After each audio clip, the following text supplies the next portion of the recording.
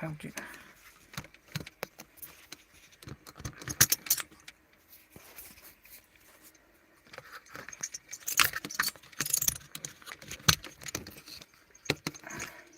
Hello.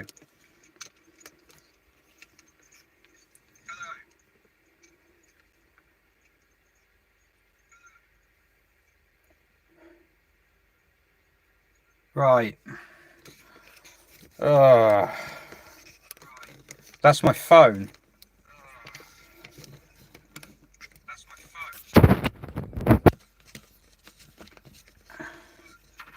Which means I'm stuck in portrait as well.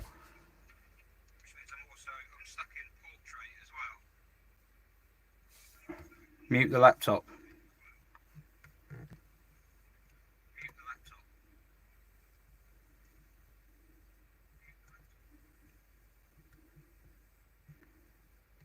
There we go.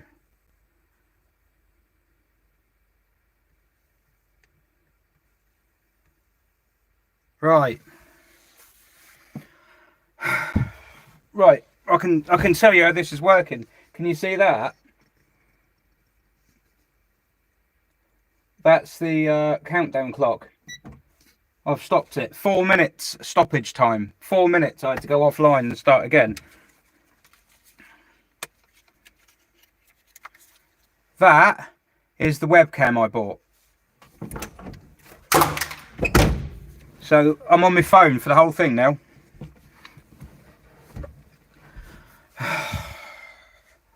The stress, swear to God.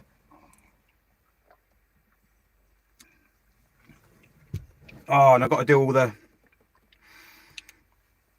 I've got to do all the settings and everything now. Do you know what the stupid thing is? This is on the selfie camera. When you do go live together, you can use either camera. You can get it to flip round and use the proper camera on the front of the phone. But when you're on just go live, which is what this is, you can't. I know, I don't think it will do landscape. I'll try it. Oh, no, it won't let me.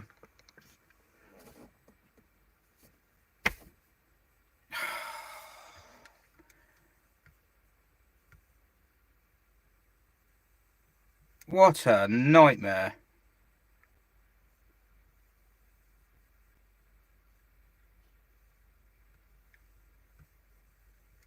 And all my fancy thumbnail and everything's gone.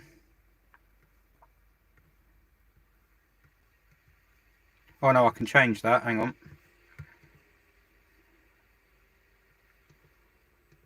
So I'm not being rude. I'm doing things in the background.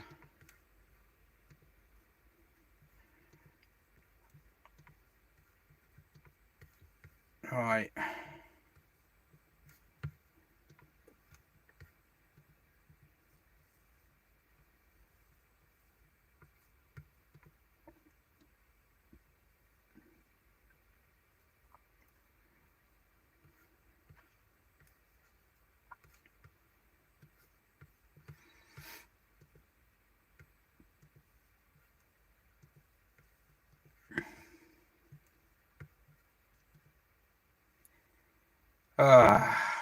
Sorry, I wasn't talking. I can't do two things at once. I'm just doing some tweaks on the stream, but the chat's come up on the laptop, so I can use the laptop for that.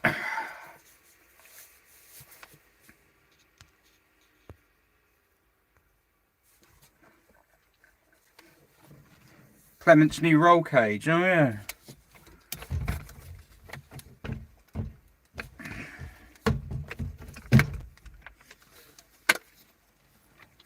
Well, this has gone well.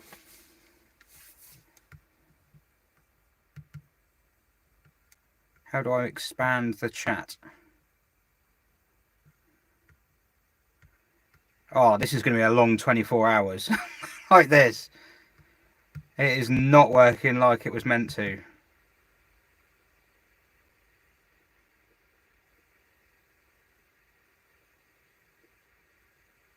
Right, well, it's working now, isn't it? Yeah, I'm reading the chat on the laptop.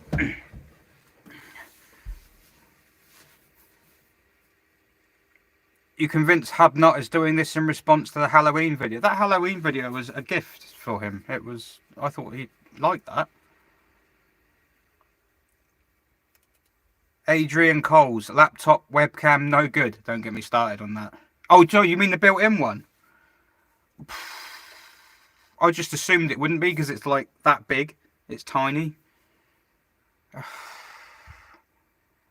Is it worth a go?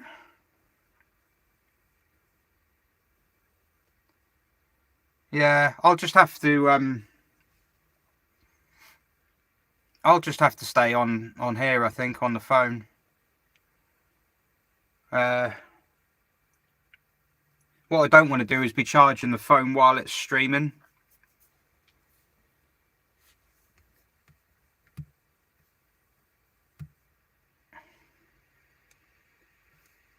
Ah, big chat.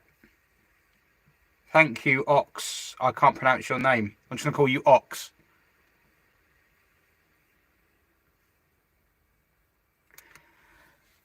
See me and the guest at the same time. Well, so the first guest is due at 7, which is Charlotte, Sophie's mum. And yeah, that could be fun. Because I don't know.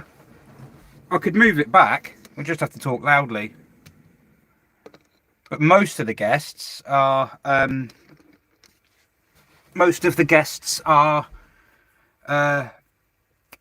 online, and then YouTube sorts that out. I think it puts us side by side. I can't change it to landscape. I don't think you can. Honestly, it's a really pants system, this. Oh, that's how you change the camera. Right, okay. Is it letting me? No. For God's sake.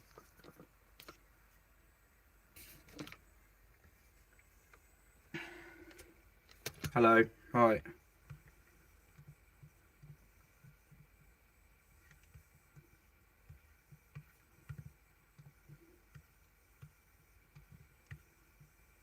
Well, that's the proper camera. So,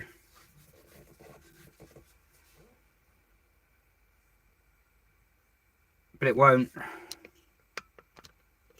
Oh, I have got OBS. It's on the laptop.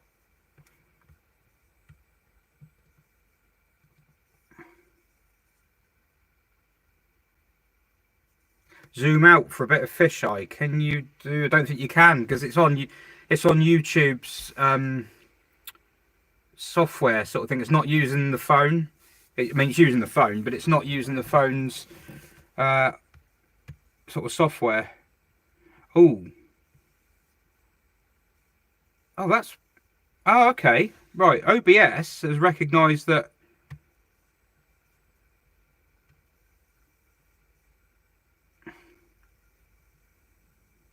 That's bizarre. OBS knows that I'm streaming. Oh, and you can adjust the microphone on here. Damn, I've thrown the camera now.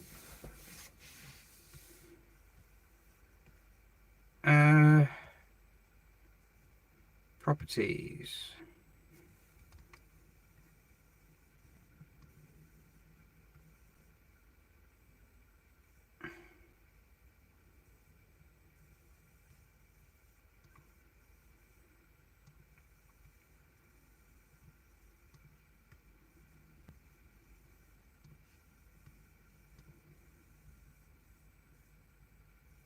I hate computers. I honestly do. They do my head in.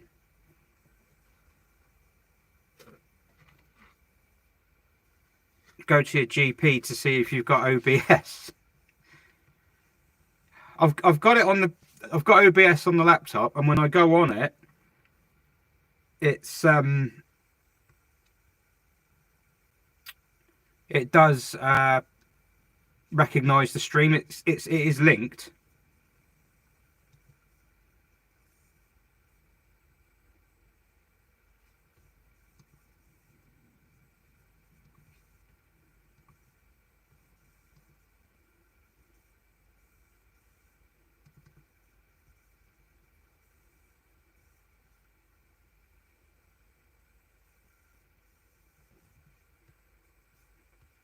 Sorry, I'm trying.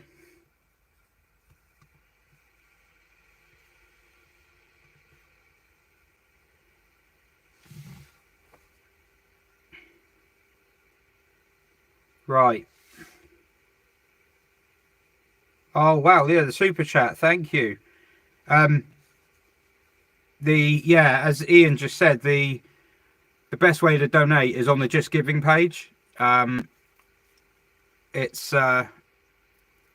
yeah, that's the best way to do it because it all just goes straight through, and it goes straight to Sophie's Legacy as well. It goes directly to the charity. So, but I can do it. I can drag it over and put it in there.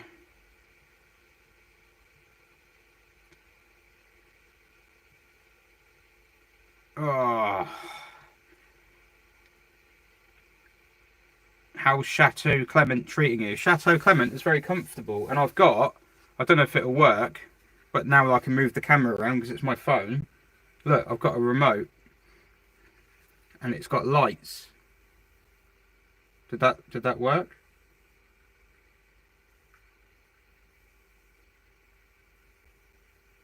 Can't see because I've got a big light in front of me. Look. Da-da! And you can give yourself an epileptic fit.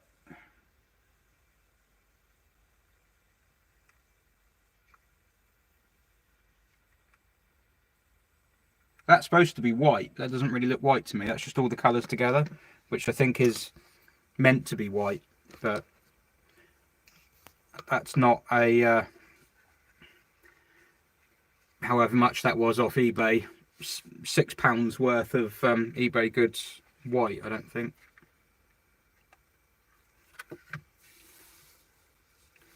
We can't see the link here, and I can't post it as links are blocked.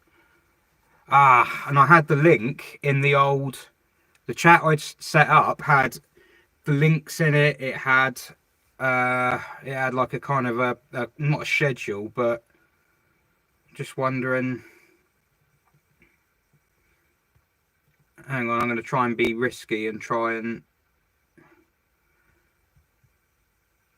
So that first one was 31 minutes 10 seconds of faffing about.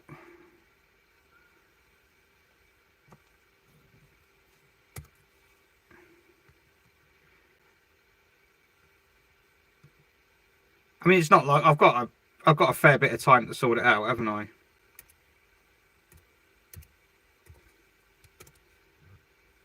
Right. So in the description now should be the link to Just Giving. Should be. Why won't it?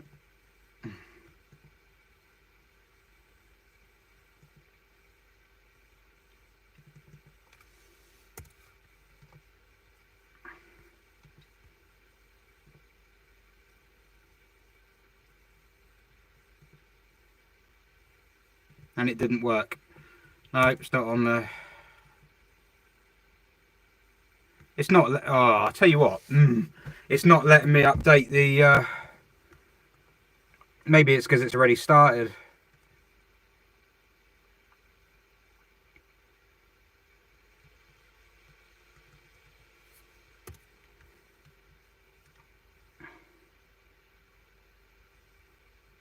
Oh, that might have worked.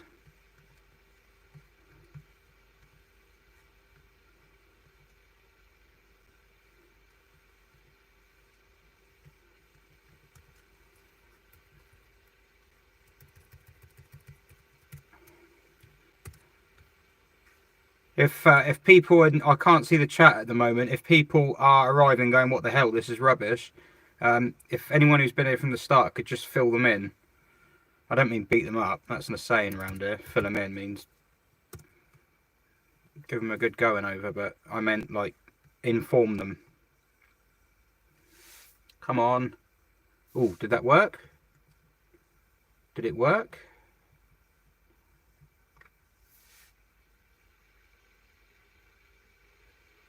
Yes, I think it has. I think the Just Giving link should be...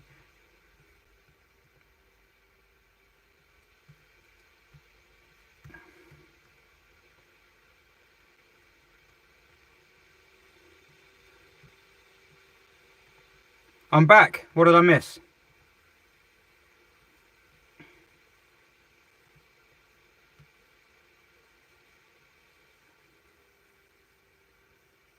Just Giving's at 2.5, is it? Oh, wow.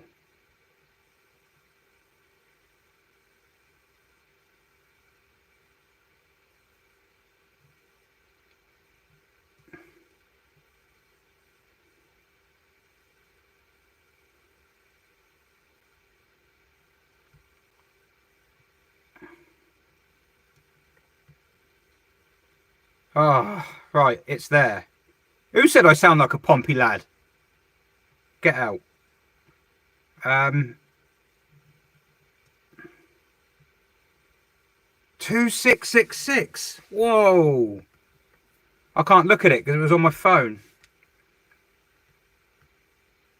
Wow.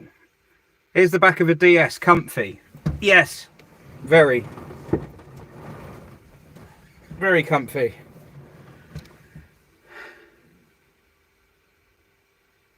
Oh, I feel tired now. Do you want to know the worst bit? The worst bit is this afternoon. I tried to sleep in this morning and I couldn't. And then this afternoon, I came in here I was there about 2, half 1, 2. Feel awful. I was like really achy in like the nose and the throat and...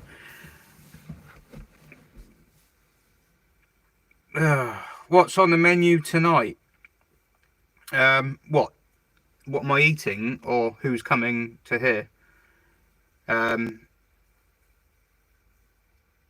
Looks like the settee in my student house in 1994. This is I have confirmed it. This is from a palace. So this seat spec is higher than Clement. Clement is meant to be poverty spec. No, not poverty. Mid-tier poverty spec. A special would be full poverty. But yeah, these are palace seats.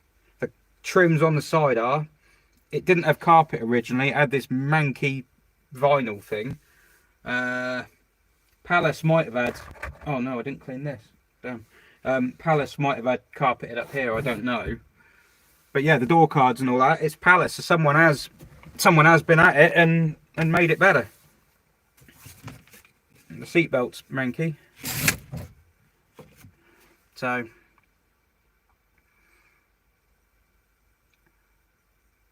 yeah, I can't believe the money. When will the new project be revealed? Well, what time is it now? I don't know. I haven't got my phone on me. So you're on it. Oh, okay. I don't want to think about that, Mr. Jolly Roger. Yeah. I know that number 27, who is on at 8, cannot do the full shift because he's got guests, I think. So it's very good of him to come on at all. And what I'm thinking is that we'll probably go and have... I think he's going to go at about 8:30, around that kind of time.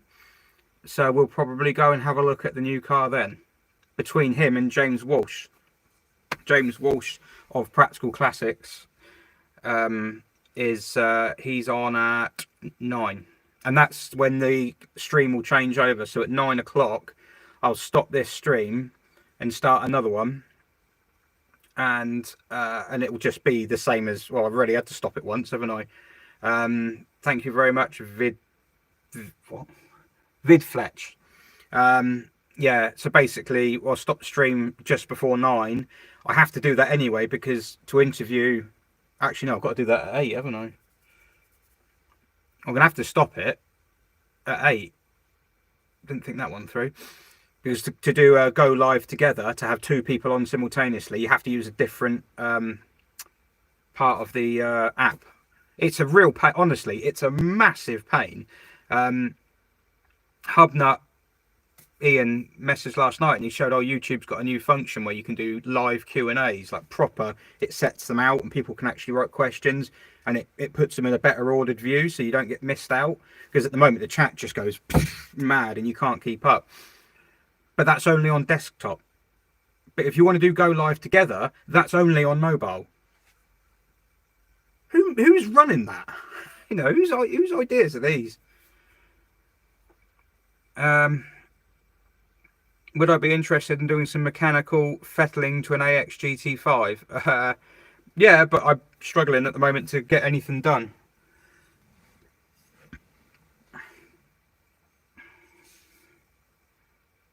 So who's here then?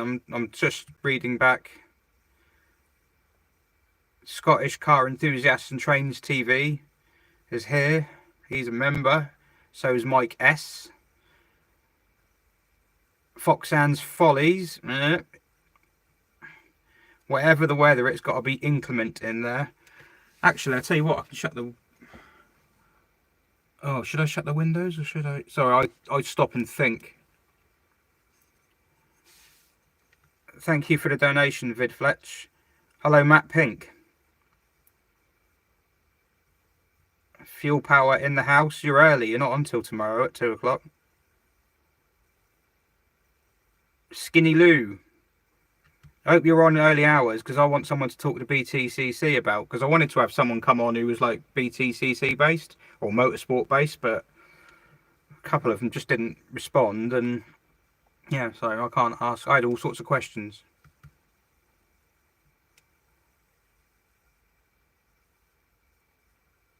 Someone in the chat is trying to book in work with you. Do I have food and drink in there with me? No, but I have got good supplies. So I've got a fridge, a microwave, kettle. I've got tons of stuff. My missus went out last night shopping. I've got loads of stuff.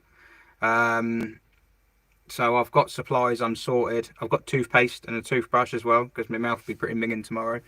I've got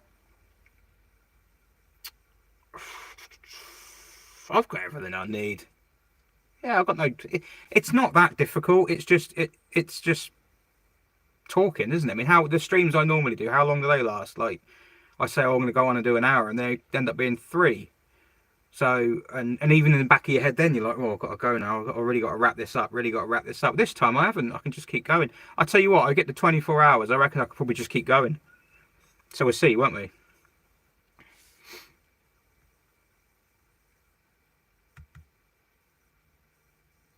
HubNut just wrote, where are folk watching? I thought he'd written, what are folk wearing?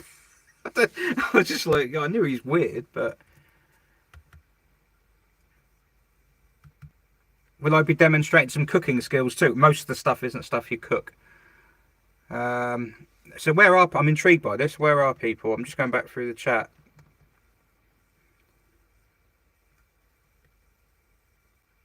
It's a good question, actually, and he's given hints like this is what I should be saying.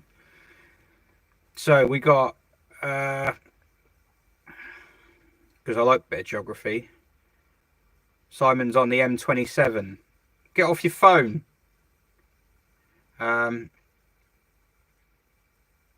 Is that a World Cup glass for your team?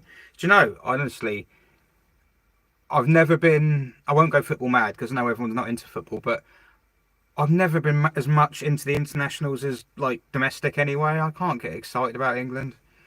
And then this year, where it is, it's everything that's wrong with the world is led to the fact that the World Cup's being held where it is. So I can't be bothered with it.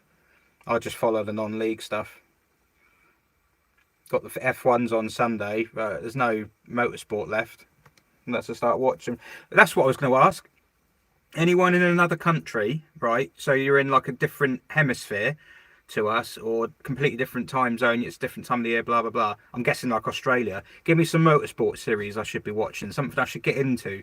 I've seen a few races at Bathurst, and there was one on YouTube with the fella in a Honda Civic just going around the outside of Skylines and Falcons and Fairmonts, I don't know, and Holdens and whatnot. That looked really good. But I love BTCC. So anything like that abroad, give me some recommendations. I want to see where people are from though.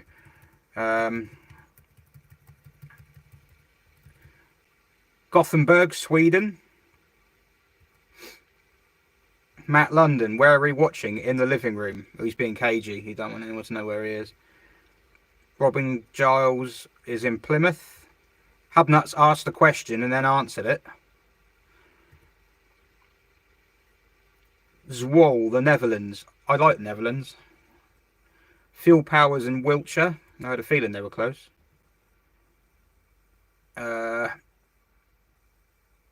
Quite a few Nordic folks. Dorset, Finley Plimpton's in Dorset. Scottish car enthusiast and trains TV is in Edinburgh. I'd have laughed if he'd said I'm in Nuneaton, which sounds a little bit Scottish, doesn't it? But I'm pretty sure Nuneaton's near Luton, Midlands. I don't know. So I want interesting places. Essex, Dordrecht, the Netherlands. 45 minutes away from Toronto. Yeah, that's interesting. Matt London is not in London. Susan Buckley's in North Wales. Lucky you. That's not sarcasm. It's lovely out there. Mr. Steve Ball's in Manchester. James G is in Liverpool. Fight, fight, fight. The XYZ Files is in Portugal. Tab Burr is in Bath. Do you ever see that program where Guy Martin was talking to, who's that luge lady, gold medalist? I wasn't say Amy Fowler, that's Big Bang Theory, isn't it? Amy Williams. And he said, oh, she says she's from Bath. I don't know where that is. I've only heard of Bath, because he's northerner. Western Super Mud. Larvik, Norway. Wow. Buxton, Derbyshire. Ankara, Turkey. What's the weather like there at the moment? Will I be demonstrating some cooking skills too? On the account of the fact I can't. Another one in the Netherlands.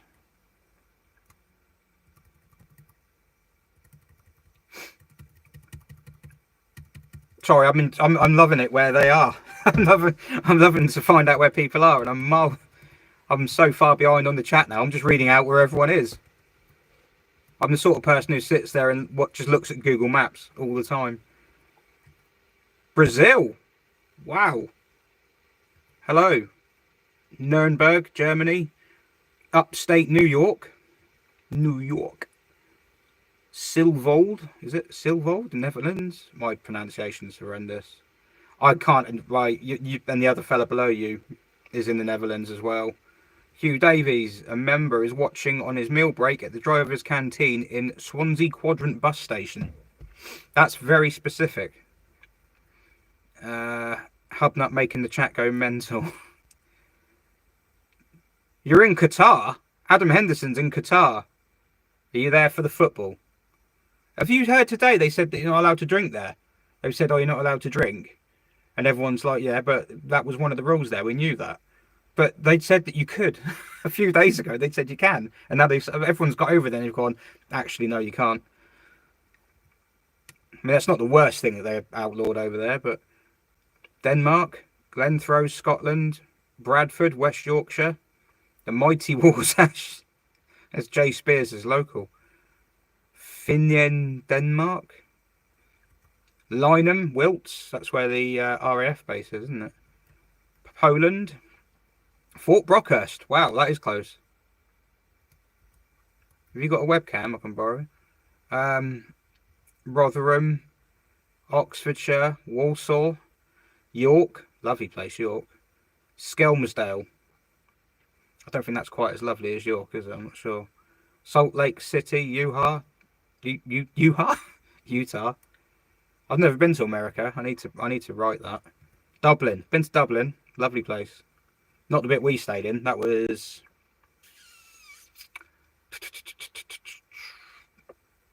Nope. Nope, it's gone. I think it began with S. Cambridgeshire. Cambridge is a nightmare because it's like, it just takes forever to get there from here. It takes forever to get anywhere from here. Northants. Newcastle. Miss HubNut's fallen on her keyboard, I think. West Midlands, Cardiff, Dublin again. Can't believe you just said, I know HubNut is weird. Everyone knows HubNut's weird. Look at the wipers. How many wipers are in his car? Ask HubNut to bring some soothers in case your voice goes hoarse. Look at that.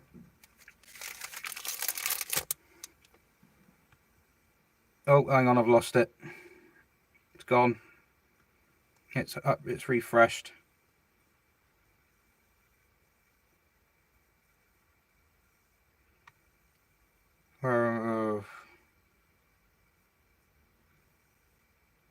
Currently watching from Tain, just off the NC 500.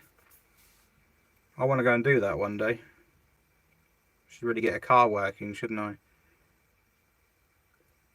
East Coast Australia. I think you're winning. Oh no,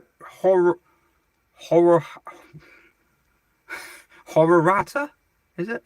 New Zealand. I'll see you at 3 AM from Southern California. You'll be needing some company, I expect. Thank you very much. Woodford, North East London. I used to supply Citroen to TV shows.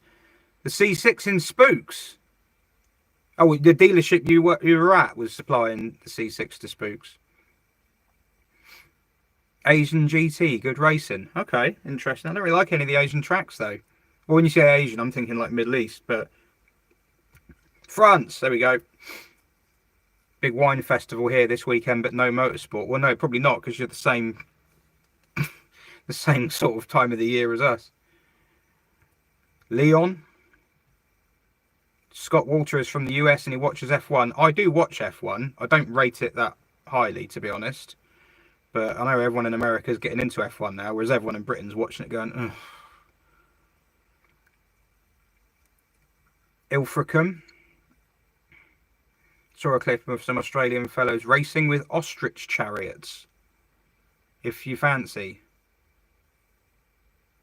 Yes. Yeah. Swindon. Bloody miles away in Southampton, says Alex Robbins. Alex Robbins is going to be on here tomorrow at 6 in the morning. Please try not to swear. Just pretend you're at work. No, hang on. Don't do that. Loch Ness. Denmark. Yorkshire. People's Republic of Chad.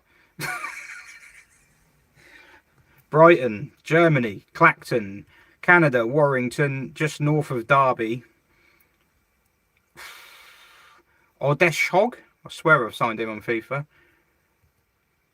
Llanberis, or Hanberis, or whatever it is. I've stayed there, I think. Or is that where I got the fox from? Can't remember. Nuneaton is near Coventry. Okay. I'm awful at geography. Western-super-Mare. San Diego. San Diego, really? Stay classy.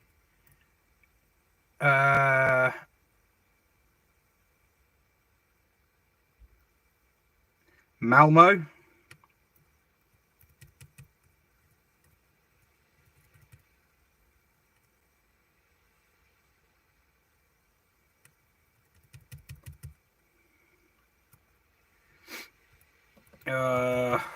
I'm loving Team Web. Sorry, I'm being like, I get a little bit fixated on things, and I'm just fixated on where people are from. I'm in Telford. Lucky you, JR. Oh, no, but you're near Cosford. So you are lucky. I just spend every day in there. Swindon, home of the roundabout. Yes, the magic roundabout. We drove all the way to Swindon to go over that. And it was a bit of an anticlimax because it was actually quite logical when you got onto it. Not from London. I've never heard that before. I know. With a name like mine as well, you think I'd be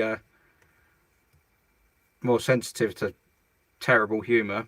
A tugboat in Quebec. Amy Williams. It was Amy Williams, yeah. Lots of locals tonight. I'm in horrible Southampton. Even those on the Titanic were pleased to leave. My great-granddad was on Titanic. He didn't die, don't worry. He's very lucky, actually. In fact, if he had died, I wouldn't be here. You'd be looking at nothing. It's up to 2,930. Is it really?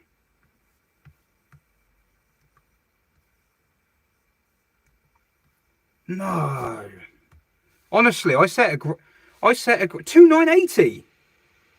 I set a grand thinking, I'll be, going optimistic, I can't think of a number higher for my car. Oh,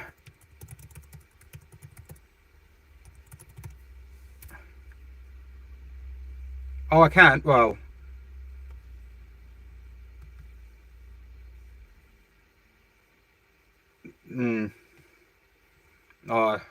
yeah.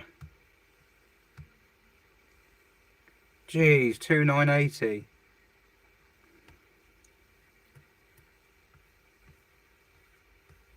Thank you to everyone who's donated. That is amazing.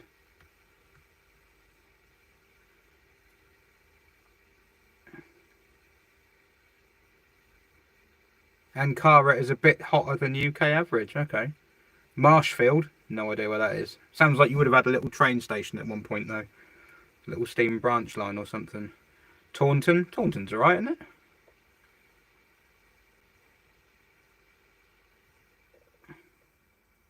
Passenger seat podcasters here. In some fields near Peterborough is probably best description of our location that makes it sound vaguely interesting.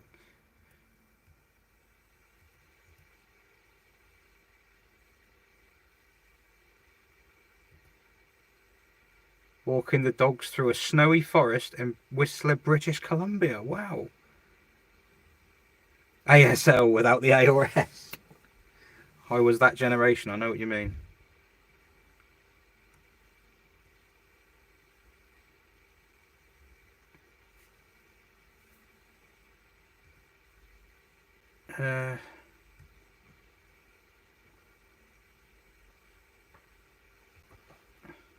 Swords Dublin. No, it wasn't Swords. Or did it begin with L? It was a dump. I can't remember. If you fix my TVR, I'll pay for you to fly out to San Diego and put you up free holiday with some M series fettling included. Sorry, my wife's just arrived. And she's saying thumbs up to San Diego. What's that? Oh, okay. This one's got a webcam as well. I'll try. Yeah, is that your purple one? Yeah. And I've bought my old phone in case you need. Oh, cool. Okay. This is like the who's who of car Twitter. What are we all going to do when Twitter shuts down? Watch this. I don't know what everyone's going on about Twitter.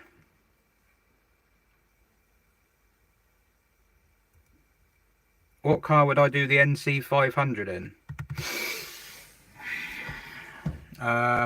What, of the ones I've got?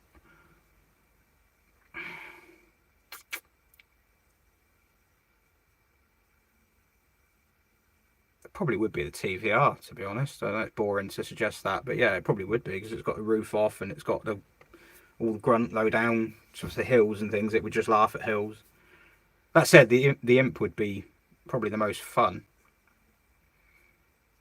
Are all four wheels attached on Clement or doing this on 3 wheels? I don't know what you mean.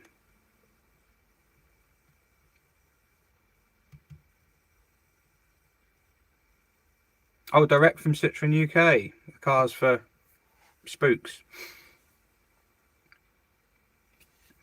Wow, I don't know what to put as the new goal. Okay, and I've got one. Although it's pretty crazy, but why not? Oh, I can't change it. I'm not logged in. Oh no, I can't do it on my laptop.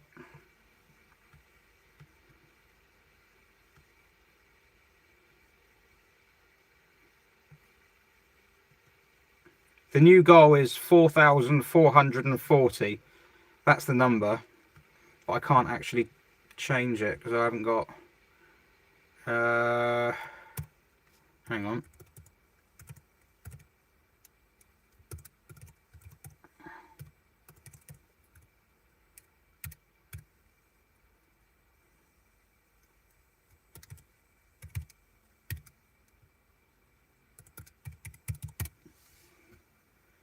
Have I remembered my password? No.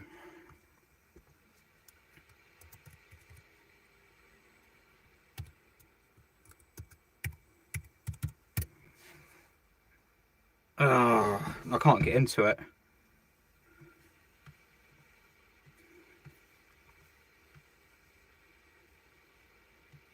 Actually, no, I'm going to click forgot your password because I need to be able to get it on here if I've got to use my phone.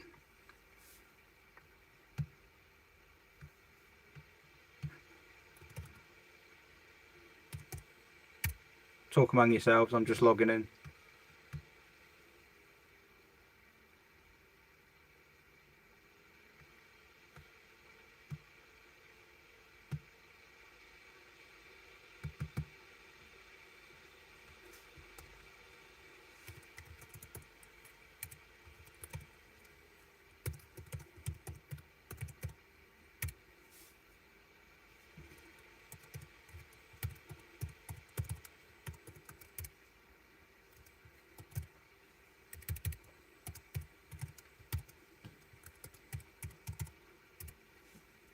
You see how weird it is to sit in a car talking to yourself now? Yeah, I know. Yes, but the light doesn't work in the kitchen. You can put the main lights on if you want. It'll shine through in the office. It's what with where number 3 and number 4 are. I didn't actually mean to leave it so dark. I can't change the target.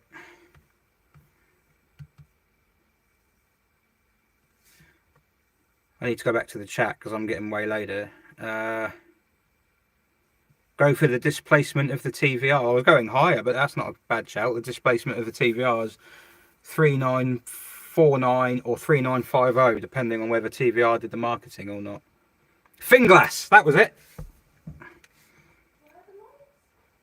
By the door. Yeah, by the door, by the outside door. No, the outside door, the one you came into the building. The outside door. So it's gone over 3k. Greetings from the land of the AU Falcon. Passenger Seat Podcast votes for the Imp on the NC 500. Yeah, but to be fair, it couldn't do well. How many laps ago did it do? 5.1. So I think taking it to Scotland. I would like to take it to Scotland, admittedly. SM would be the car to take. What, on a trailer?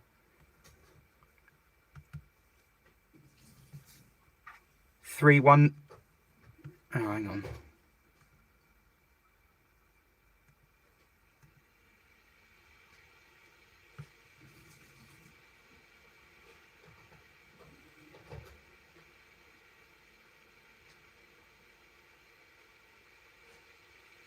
Oh wow, it's at 3:2:15.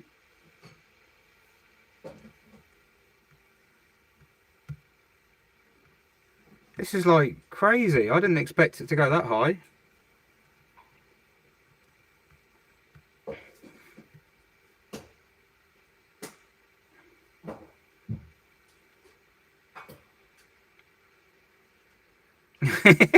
Can relate to sitting and talking to myself in a car. Feels less weird eventually.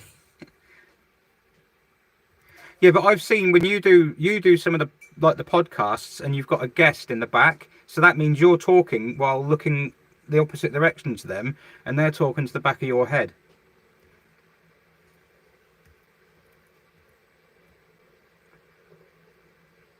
Finley Plimpton's asking the questions. Standard question again. Worst car I've ever had.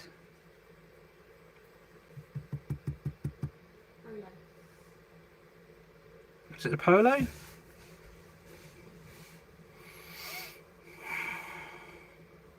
Yeah, Polo. Don't know what Polo. Mark. Is a Mark II. It's a H-Reg Polo. So it didn't have the round lights at the front. It was facelifted. So is that a Mark III or a Mark II facelift?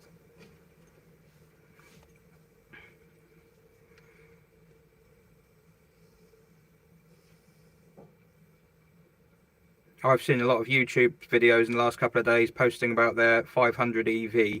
I'm guessing Fiat gave out a load for review. Not for me.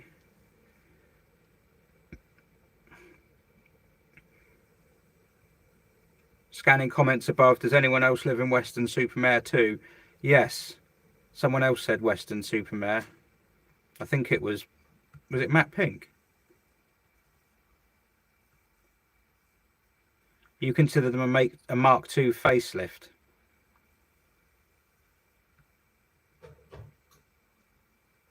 Did my dad have a BX before me? Yes.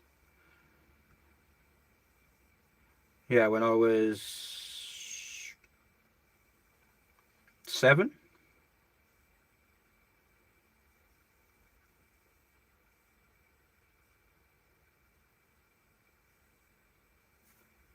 Yeah, this Polo really wasn't up to much. It was cheap. That's the only thing I had going for it. It was cheap. And it had 4 wheels. A 124 Merc 230 TE was the worst car I ever owned. Really? Everything would break or fall off. I've not heard that before. How many cars do I reckon I've owned? 71. Spreadsheet. Yeah, 71 cars since 2000. But then the last year, no, not a year, maybe last 3 years, not as many. It slowed down. I went through a period of, well, I still own 9 now, so 71 minus 9. Although the BX 16 valve I've got at the moment, the red one, that was number 8.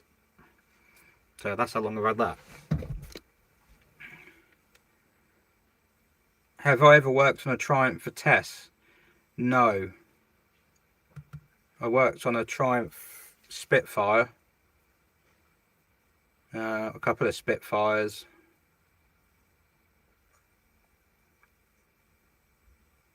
Been driving 5 years and I'm on number 9. But you say if I've had 71, people who are quick off the mark would go, well, you're buying rubbish cars then.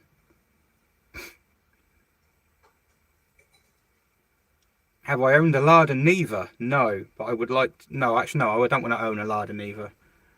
It's the milk at the top. The one at the bottom isn't liquid anymore. I know, I haven't got the guts to open it and throw it away.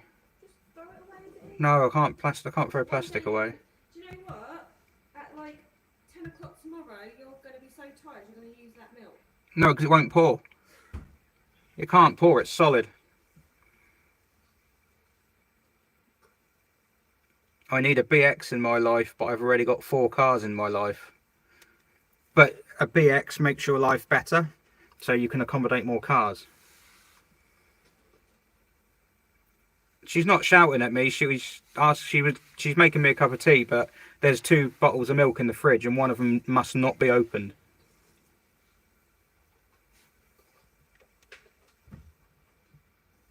The other one's fine. Oh, I think I've caught up with the chat. Right. Which colour do I like most for a car? I don't have a favourite colour. It just depends on what car it is. Thank you. Oh. Thank you very much.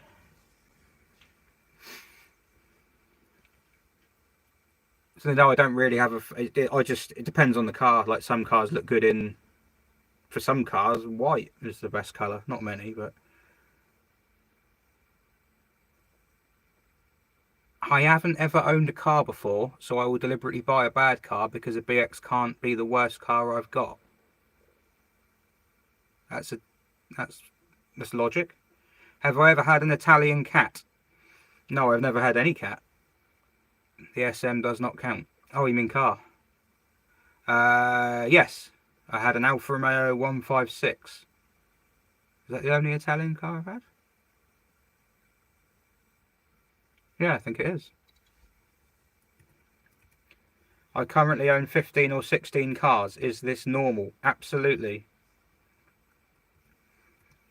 The milk situation sounds like every single garage I've worked in. It's, yeah, the milk situation is an ongoing situation. There's also an orange juice at the bottom, which I think has been in there longer, but I don't know what that turns to, so I'm guessing not an orange. Just around the corner from me is a BX GTI, been sat there for years. Go and rescue it. And learn to weld. I would absolutely love a BX or an XM. Would love a hydraulic Citroen in my life. Yeah, they are for winners, aren't they? I would go with a BX if you don't want to learn how to do difficult cars, because the XM's a fair bit more complicated. So the BX is a perfect hydraulic Citroen to learn everything on, full stop, all the hydraulics. I hope that was a coffee. It looks like gravy. It's not. It's a good colour actually. That's how I like. The cup's really dirty, although it is scared of the edge. What's going on with that? I had to put it through a small gap. I didn't want it spilling. Yeah, it's the cup's a bit. It's like the inside of a teapot. I mean, I do clean it, but I wish I had the space for 15 or 16. Yeah, I haven't got space for 15 or 16. Are you going to introduce Mrs. Kitch? Don't think Mrs. Kitch is a YouTuber. She just said hello. I hope the new project is a CX. Then you will have most of the hydropneumatic family. What are your thoughts on the Xantia? Oh, you'll have to wait. Oh, I've had a few. Don't forget to tip your waitress. I bought her tyres. No, I paid for those tyres. Don't think you have. I did. Did you? Yeah. Oh yeah, you did. I'll have to tip her then. Boscombe Down Military is sending a biohazard cleanup team to remove the milk container.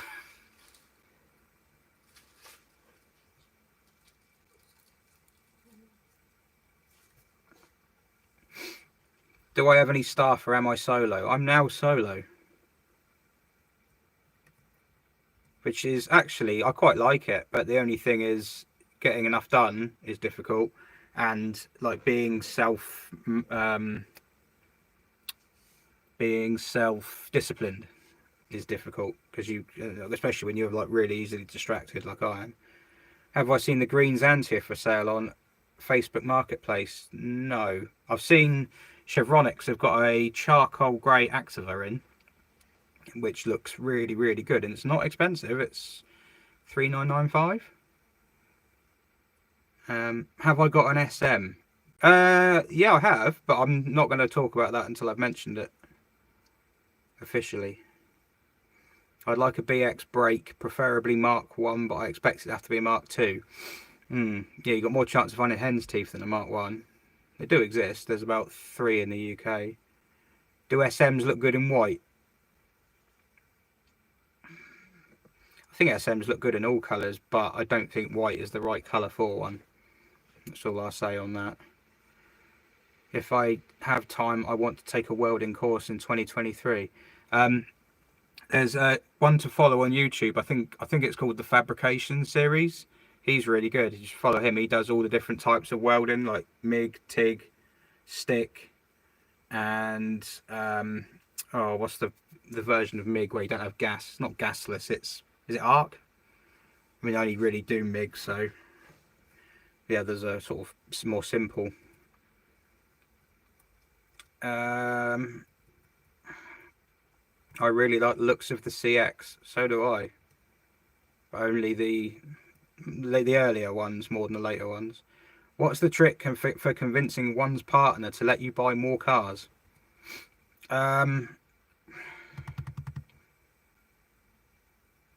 Not telling them works sometimes, doesn't it? It's easier for us to ask for forgiveness than permission. I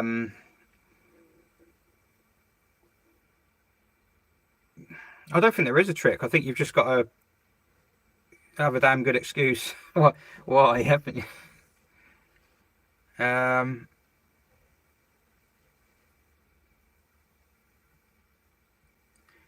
It was the cup colour you saw. I know, but I was going to clean it, but I didn't have time. I had all sorts of laptop problems before it started, and then the sound didn't work. That webcam's down there somewhere. I launched it out the window. Need it back.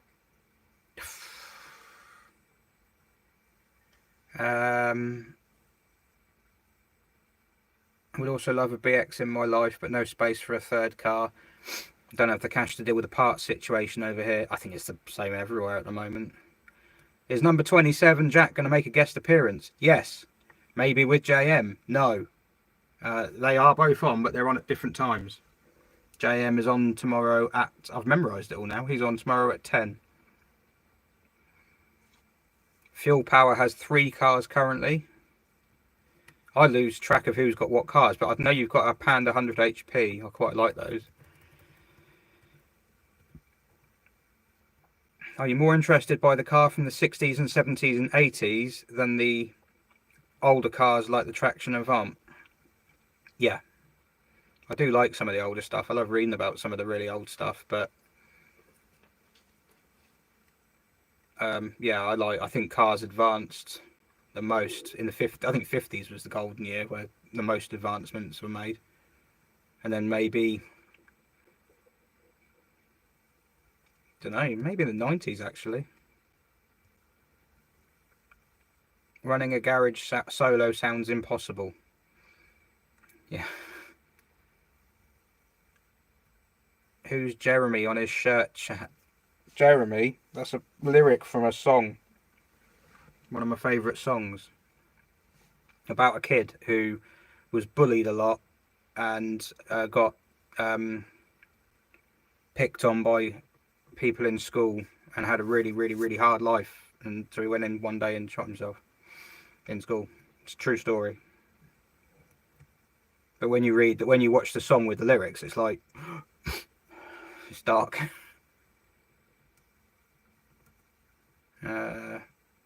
I just buy the car and say it was my money.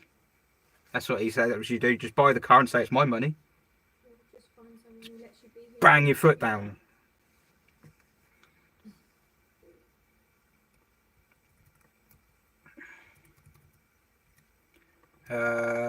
My first car was a Mark III Cortina.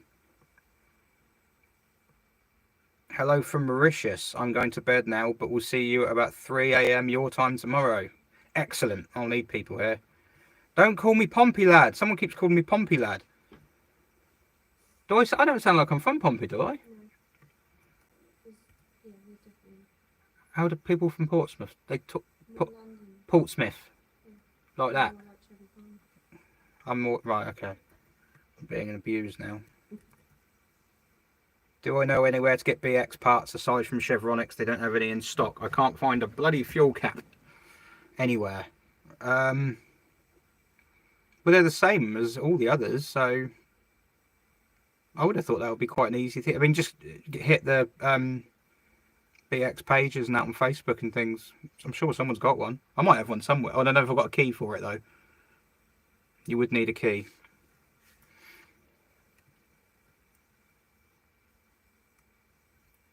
Did you know that Citroen sold a car called a Fukang, is how that's pronounced, in China? It was basically a ZX. I did. I think there was a saloon version of that.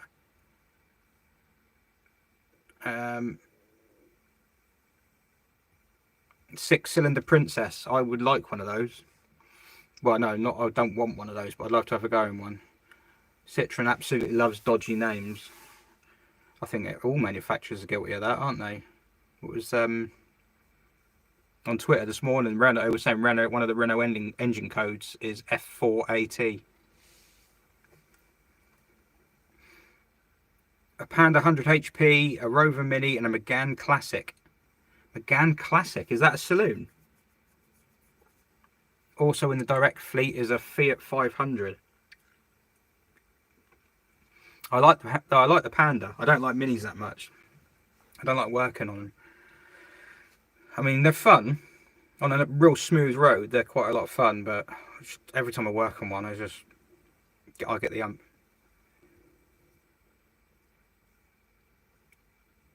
I get emotional watching the horn off part of the NEC with Ian. I don't want to cry. So that sounds dodgy. The horn off is basically when you've had a car in the show at the NEC car show, the classic car show. When it finishes, everybody beeps their horns because they've all had to disconnect their batteries. You're not allowed to have your battery connected during the event, and at the end they tell you to, well, they don't tell you to, but everyone hooks their battery back up, and then everyone beeps the horn together. So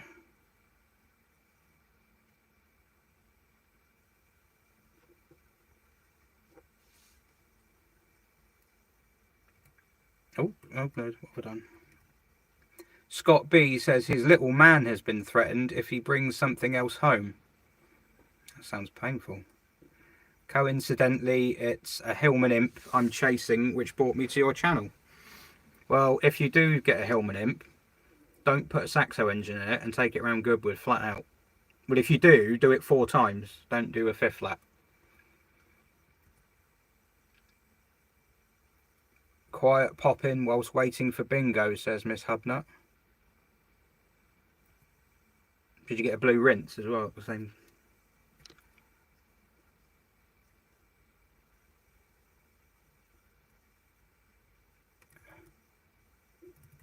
Oh. If you're a car thief, don't read the rest of this. Aren't all BXs keyed the same? No. No, not even slightly. Would I ever buy Betty from HubNut? Well, no, because he'd never sell it. That's the reason that I would never buy it. Which car do I take to Wales tonight?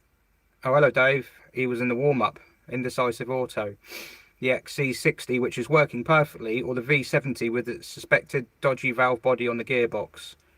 I think Weird Car Twitter wants me to break down. Have you got anything other than a Volvo? Because I don't really find them that fun. And I think if you're going to Wales, there's some fun roads there. I don't like SUVs, so I would say the V70 because it's not an SUV. Anyone want an SM? Well, if you're offering it.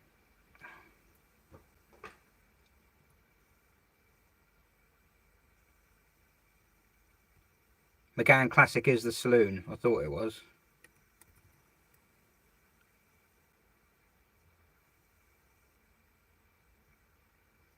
Hey? Matt Pink says he's happy to announce he's bought another Yugo Sana. I thought you had the Yugo Sana.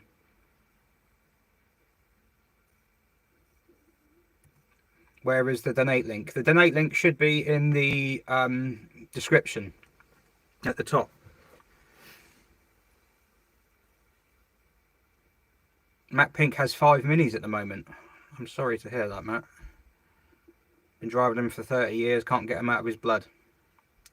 Doctor? Might be able to. If you book a doctor's appointment now, you might get one next year.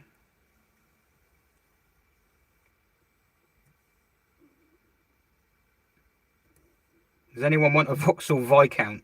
This isn't like Auto Trader.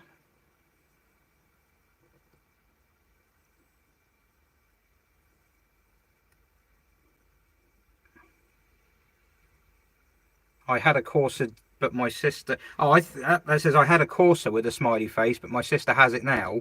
But I thought it said I had a Corsa D. Which I don't know if that is or not. No, Corsa D is the one that came out 2007.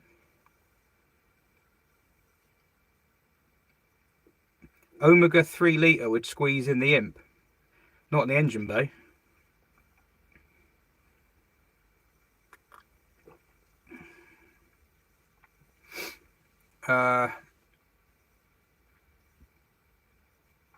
Talking of Welsh roads, I'm quite surprised how much fun my Mark IV 2.2 diesel Mondeo is on them. Handles well and has some good punch. They've got a good chassis.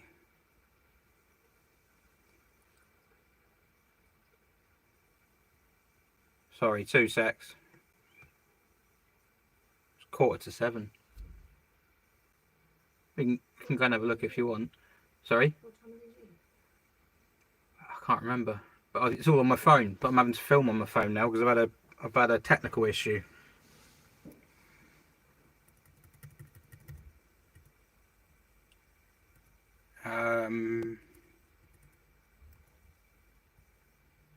Did you ever buy another project car because you hadn't told yourself you have an SM? Description. Oh, it's up to 3285, is it? Oh, it says 3215 on mine. But I haven't oh yeah, 3285. Wow. Oh, where's the chat page gone?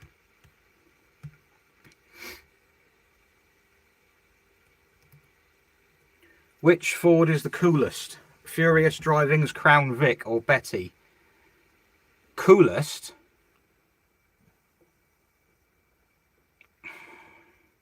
It's got to be the Crown Vic, hasn't it? I mean, a Fairmont isn't a cool car. Oh, Corsa C. Yeah, that was it. Is anybody after a Honda Jazz with rusty back arches? I don't think so. And that's a lovely LHM mug. Yeah, it's cool.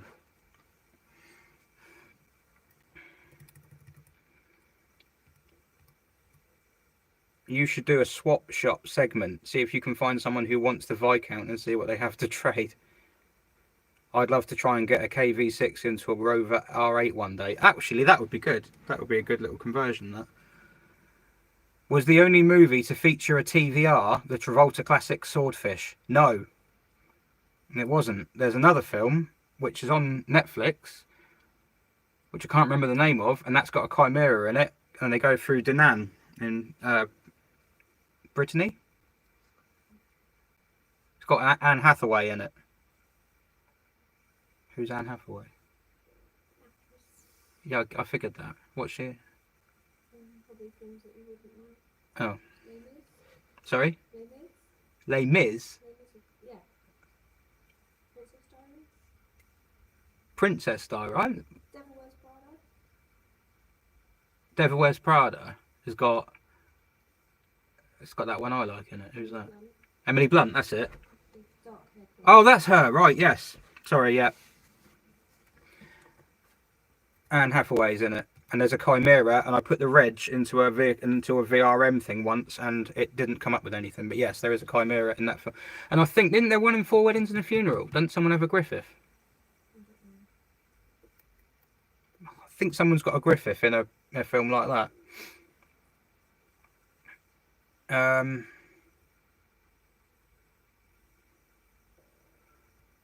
Oh God, this chat thing's skipping around at the moment.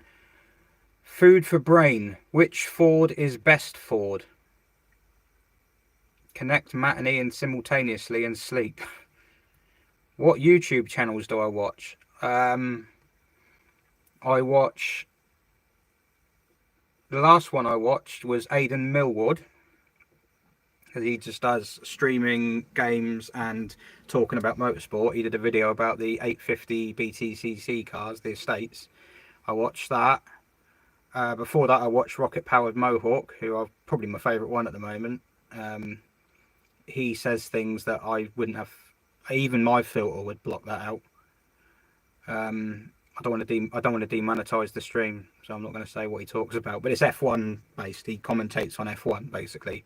But he sits in an MG midget and he's got a mohawk, and he just sits there with a microphone talking. He's on TikTok as well. Yeah, Casual Geographic's the guy from TikTok who stands there with the mic. But he's got a YouTube video channel. Oh, all sorts of stuff really. I don't tend to watch a lot of car stuff on there anymore. I mean, I do sometimes. The last one I watched was Aging Wheels. I watched it today. He's his Reliant Robin back axle tried to fall off. So I watched that. Sometimes I watch HubNut. All the guests I've got on, basically. I've been watching them all week. 16 Valver, watched a few of his this week. Even better with a 2.5T engine and the Mark IV, you know? And it's not a bad engine. Betty has the best backstory, probably. Although that's because you don't know that Crown Vic's. Because that Crown Vic was a police such and such, wasn't it? It was something to do with the cops. So I think I know your new project. You slipped up a minute ago, didn't you? I don't know, did I?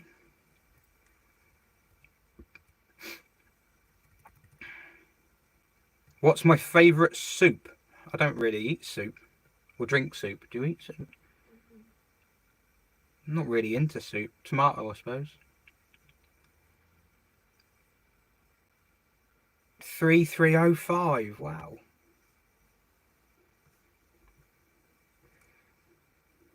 I saw an episode of The Saint the other day with a TVR and a Marcos. I need to watch that. Evening, Charlie Johnson. Good to see you've got this going now. Well, I'm joining as I cook tea for the family. Tibbs GTE.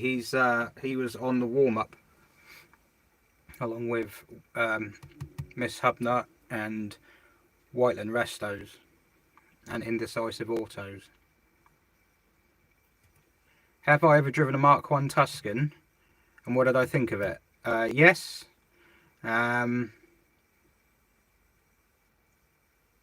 They drive quite similar to any of the T cars, really. It's more about how well they're set up. I think some people drive a Tuscan, some people drive a Tamura, some people drive a T350 or whatever. But I think they're all the same chassis pretty much. So if you drive one and it's an absolute pig, I mean the Tuscan's got snappier steering. If you drive one and it's an absolute pig, then you can probably change it and tweak it and get it to drive better. Personally, I'm not as mad on the T cars. I like the best TVRs to drive. The best one to drive is the Cerberus, I would say. It's just the most sorted car they made. Do I watch Gas Monkey Garage? No. Not heard of that one. Is it true I have an SM? Yes, I have 1.4 SMs technically. Leaf spring went on it. Yes, it did.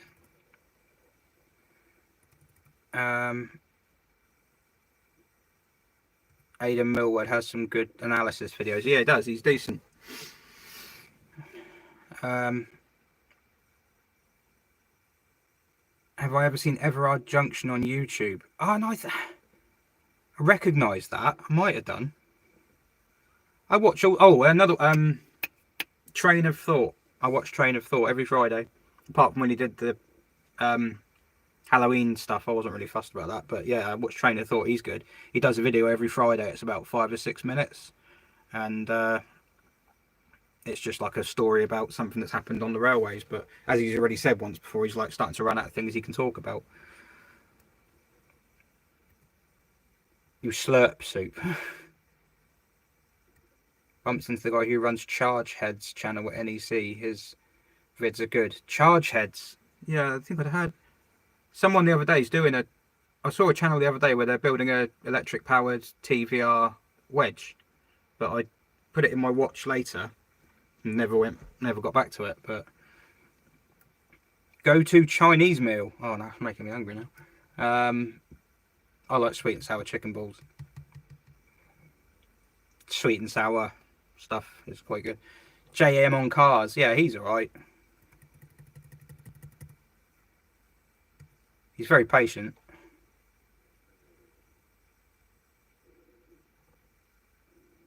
What is my opinion on the TVR that Jamie Shaw modified? Modified is one word for it. Back when I was a kid, in the era where Jamie Shaw and Max Power and everything was a thing, I thought it was wicked. But now I've seen it again, No, I don't really like any of that sort of stuff. The funny thing was, the fella who bought it in the UK before it went over to America to go and do whatever it's done over there. Oh, I thought of another channel I watch. It's the one in Canada with a fella. There's a British guy in it, and he bought a Toyota Century.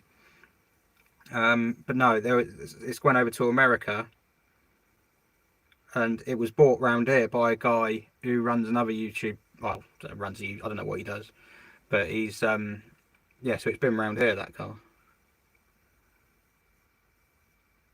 Thank you, William Tether. Thank you for donating. Laurie's Mechanical Marvels. That's one I've not heard of that one till recently. Are you Team Neil or Team Plato? Team Plato.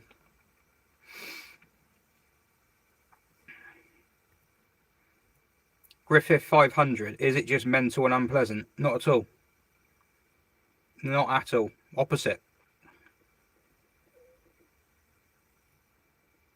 What's the name of your garage? Southways Automotive. What do I think of the TVRS series? Well, I've got to be careful because I've got a few of them here in bits for customers, but they can be fun. I wouldn't say they were brilliant cars, but they can be fun. I've had two. Compared to something like a Chimera, they're a long way off, but oh, how's the Iveco van, starred vehicle of the channel? The Iveco van is still rusty, still starts on the button. It's just rusted away. I really need a van, to be honest, so I could do with fixing that or getting rid of it and buying something else. Do I watch Pete's? Oh, do I know the Renault Wind? No. Do I watch Pete C. Cortina City? No. Does anyone else watch my mate Vince? His ordeal with Rolls-Royce hydraulics are tremendous. I don't, but yeah. Roof lining looks very clean. It's not bad compared to the rest of the car. It's all right. There's no like softness in it. But I think that's how they're meant to be because it's a fiberglass roof, bolted and bonded on. JayEmm on cars. Hello. All right, lol. Oh god. Oh, regular car reviews. I watch a lot of regular car reviews. And Cold War Motors. And the Cold War Motors, he hasn't sent his regards, but he was one of the people I approached to do a slot. And it's just not worked out. He's off in a band. Of course he's in a band. And he's off doing a gig somewhere. And then he's like 7 hours behind us. Didn't work out, but he would have done it. So Cold War Motors would have been on the bill. But we might be able to do something in the future. SM related. Citroen SM related.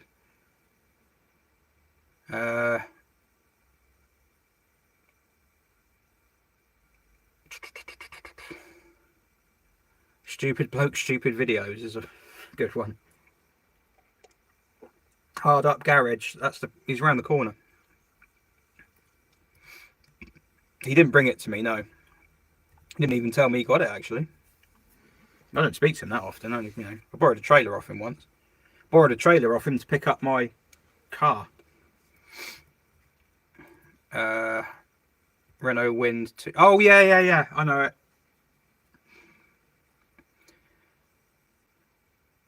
His latest video on the Peugeot 306 GTI 6 makes me so glad I have one, even though it's in a shed. Oh, no, even though it's a shed. Yeah, it's a good video, that. Really picks the sound of it up. I felt bad watching it because that's another channel I watch, actually, JayEmm and number 27.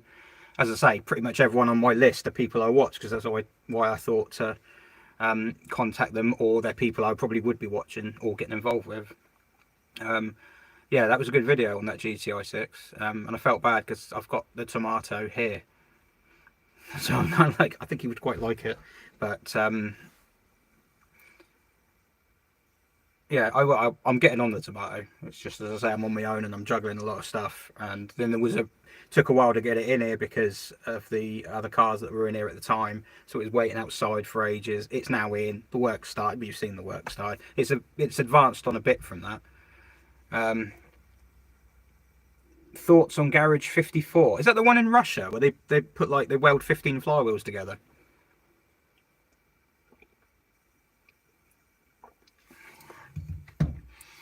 The total was 3,315. Wait. All right, I've got a wee quickly. I'm just going to mute the mic. If I can figure out how to. Oh no, it's on here.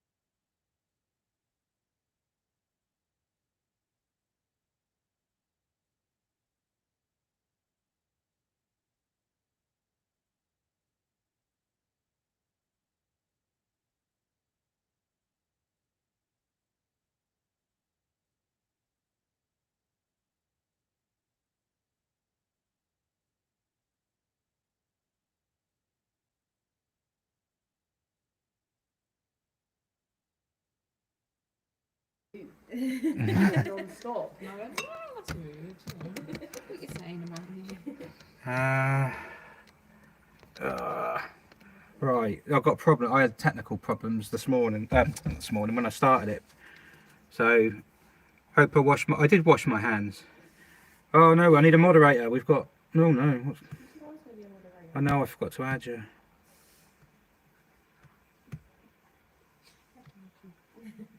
Right. Have you added it? Yeah. Is there people on it now then? Are you live it? Yeah, sorry. Yeah, I'm not very professional at this. Someone's talking about horse boxes.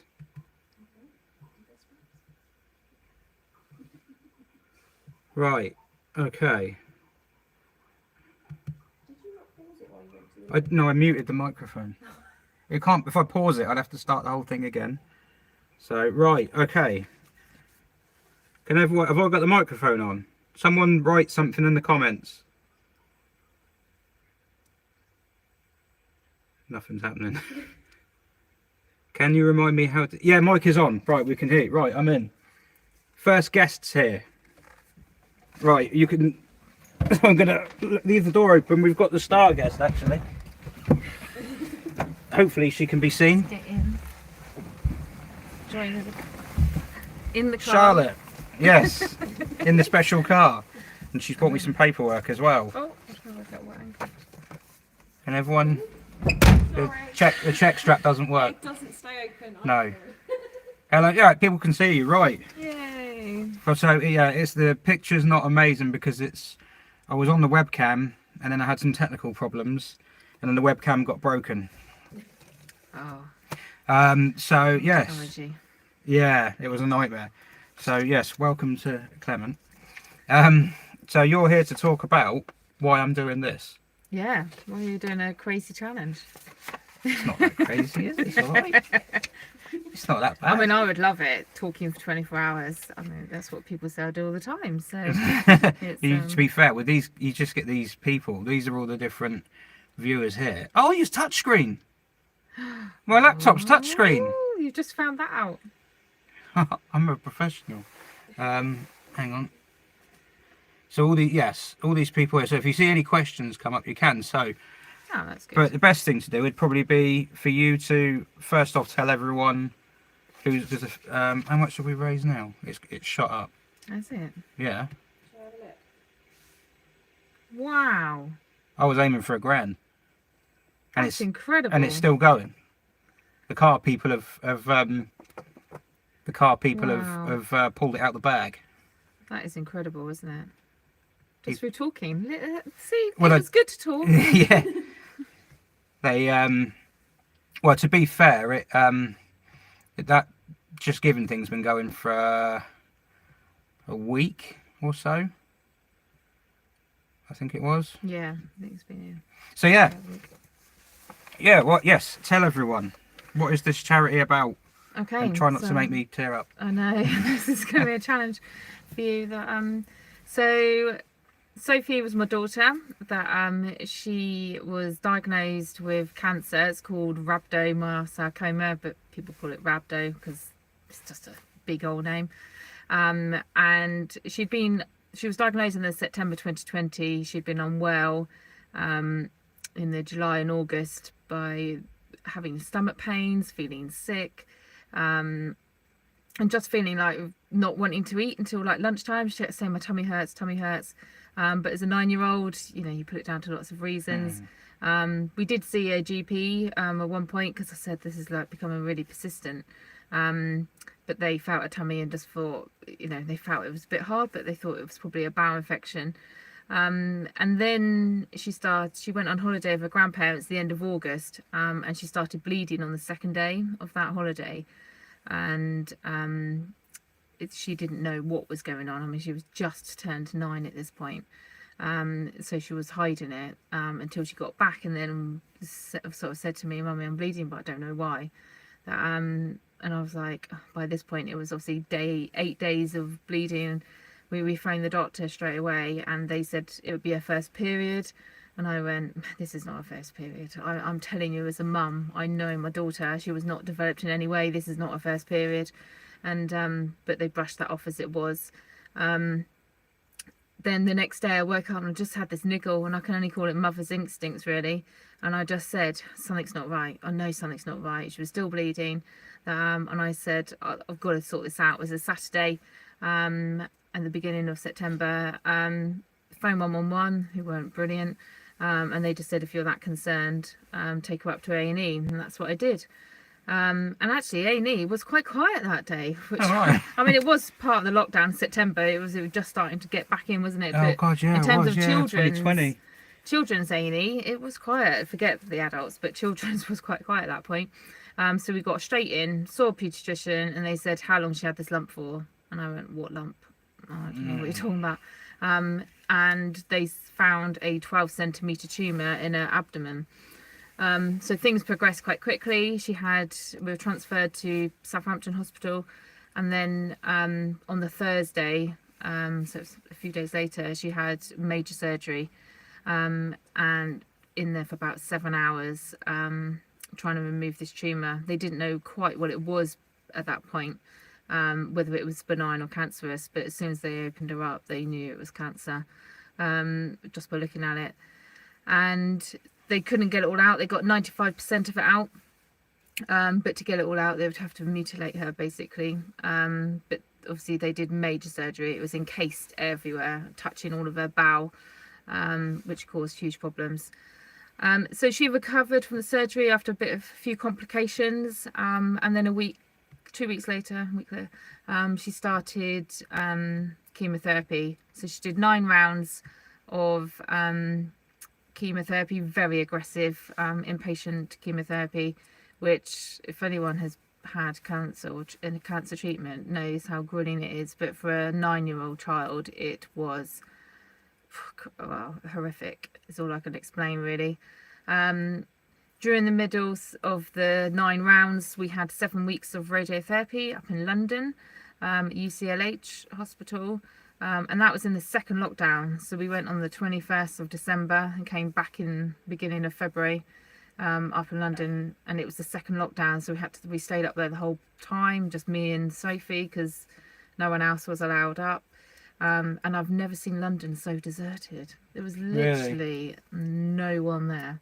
28 days later, that film. It was crazy. I kept saying, Sophie, this is not what London's like. She was like, oh, it's really quiet. It's nice here. This is just not London. But everything was shut. Everything. So, which made our time up there quite challenging in many respects. But we then came back, carried on the chemotherapy. And in April, she finished, obviously, all of her frontline treatment. And she then went on to maintenance chemo, which was me giving her chemotherapy at home every day and going in once a week for chemotherapy. But sadly, 8 weeks later, she relapsed in the June, and a new tumour had arrived in the area that she'd had the most aggressive treatment possible. I mean, how it got through that radiotherapy. They gave her a lifetime max of radiotherapy, the highest dose you can give. Her child possible, and obviously the chemotherapy, and they were astounded how quickly it came back, and it just showed how aggressive it was. And I think we all knew, we thought we're on a losing battle here. We knew we were up against it at the start, but this was a different ball game after going through all of that, and it just came straight back. So they said, we're talking palliative now, we're unlikely to ever get rid of this. And you have to try and weigh up a decision. Do you put your child through horrific, even worse grueling treatment when they are so frail and fragile, because her body was battered by this point, and obviously was still recovering from all of the after effects of all the treatment. She would have been hospitalised for most of the treatment and still have the same outcome, or do we make the most of the time we've got left? And it's the decision that, in a way, no parent should have to make. No, you shouldn't. Because there's no winning in either of them. The outcome is still, we were going to lose her. So we tried some palliative chemo to try and keep her, give us more time. But sadly, that didn't work at all. It carried on growing at the same rate. And Sophie said, I've had enough, Mum. I don't think I can do it anymore.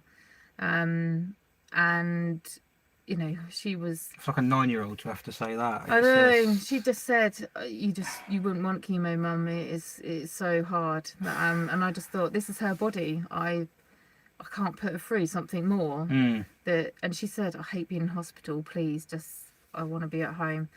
So she wrote a bucket list. She said, I know, and I said to her, you know what's going to happen if we stop? And she said, yeah, I'm going to die. And I went, okay. So she was old head. I kept saying she's old head on young shoulders. Oh, from the post you put up, it struck me that she was like so sort of like wise and mature about everything, and you think, where do kids get that from? Where they just pull it out of somewhere, don't they? And oh, she did. But, I mean, during her treatment, she was so bored in hospital. Yeah. So she started painting ceramics. I saw. Yes. And she raised £6,000 through painting ceramics to buy toys and things for children in hospital. Wow. Because she said, it's boring in here. I want to give them something to do. So she never moaned, and this is what struck us. She knew her fate. She knew, she was, from the moment she was diagnosed to when she died, she was never out of pain. The pain was off the scale. I can't even describe the pain. She was the level she had, but she never complained. She was the most positive, happy, always had a smile on her face. She just never complained. If it was me, I'd be moaning. Same here. I've just had, just short of 10 years of my life that, and that's not enough. And no. she didn't. So she wrote her bucket list, which had some of the most incredible things on it. She got to meet Gordon Ramsay and cook with him. She did some stuff, didn't she? She did. She got to meet Gordon Ramsay and cook with him, which I thought was going to be the hardest one to achieve. But we somehow got to him quite quickly, and she loved that. And he did swear, which she thought was hilarious. I mean, in terms of level of swearing, it was only he said the word shit, which actually was quite tame, I think, for him. But she thought it was hilarious. And he was amazing. And did he call her an idiot sandwich and put her head between two bits of bread like that meme? No, he was such a lovely guy. Oh yeah, I read it. I read the blog. Not what yeah. you see on TV. Yeah. No, I'd heard that. I'd heard that he was a top bloke sort of thing. He's a real like family man. Yeah. So him and his wife came, and they'd brought all these presents and gifts for her, and they'd made such an effort. And he didn't have to do that, and he sent loads of videos to her afterwards, on her birthday, and then because she loved like food and that, didn't she? She was into food. Yeah, which is loved kind of where cooking, loved her food. She used to watch all the cooking channels. Or Saturday like Kitchen. Crazy, or like Jamie dinners, the Friday night dinners she used to watch, and then she used to watch. There was a cooking channel on Sky, I think it was. She'd just sit and watch. She just loved her food. I mean, I know where she gets it from, but she loved her food. But yeah, she wanted to be an adult for the day. I mean, what does an adult for the day look like? I said to her. How do I do that? How would you look broke? Yeah, I know, exactly. And she said, you go to work, you cook, you clean, and you drive a car. And I went, well, that sums up my day then. So where did she drive?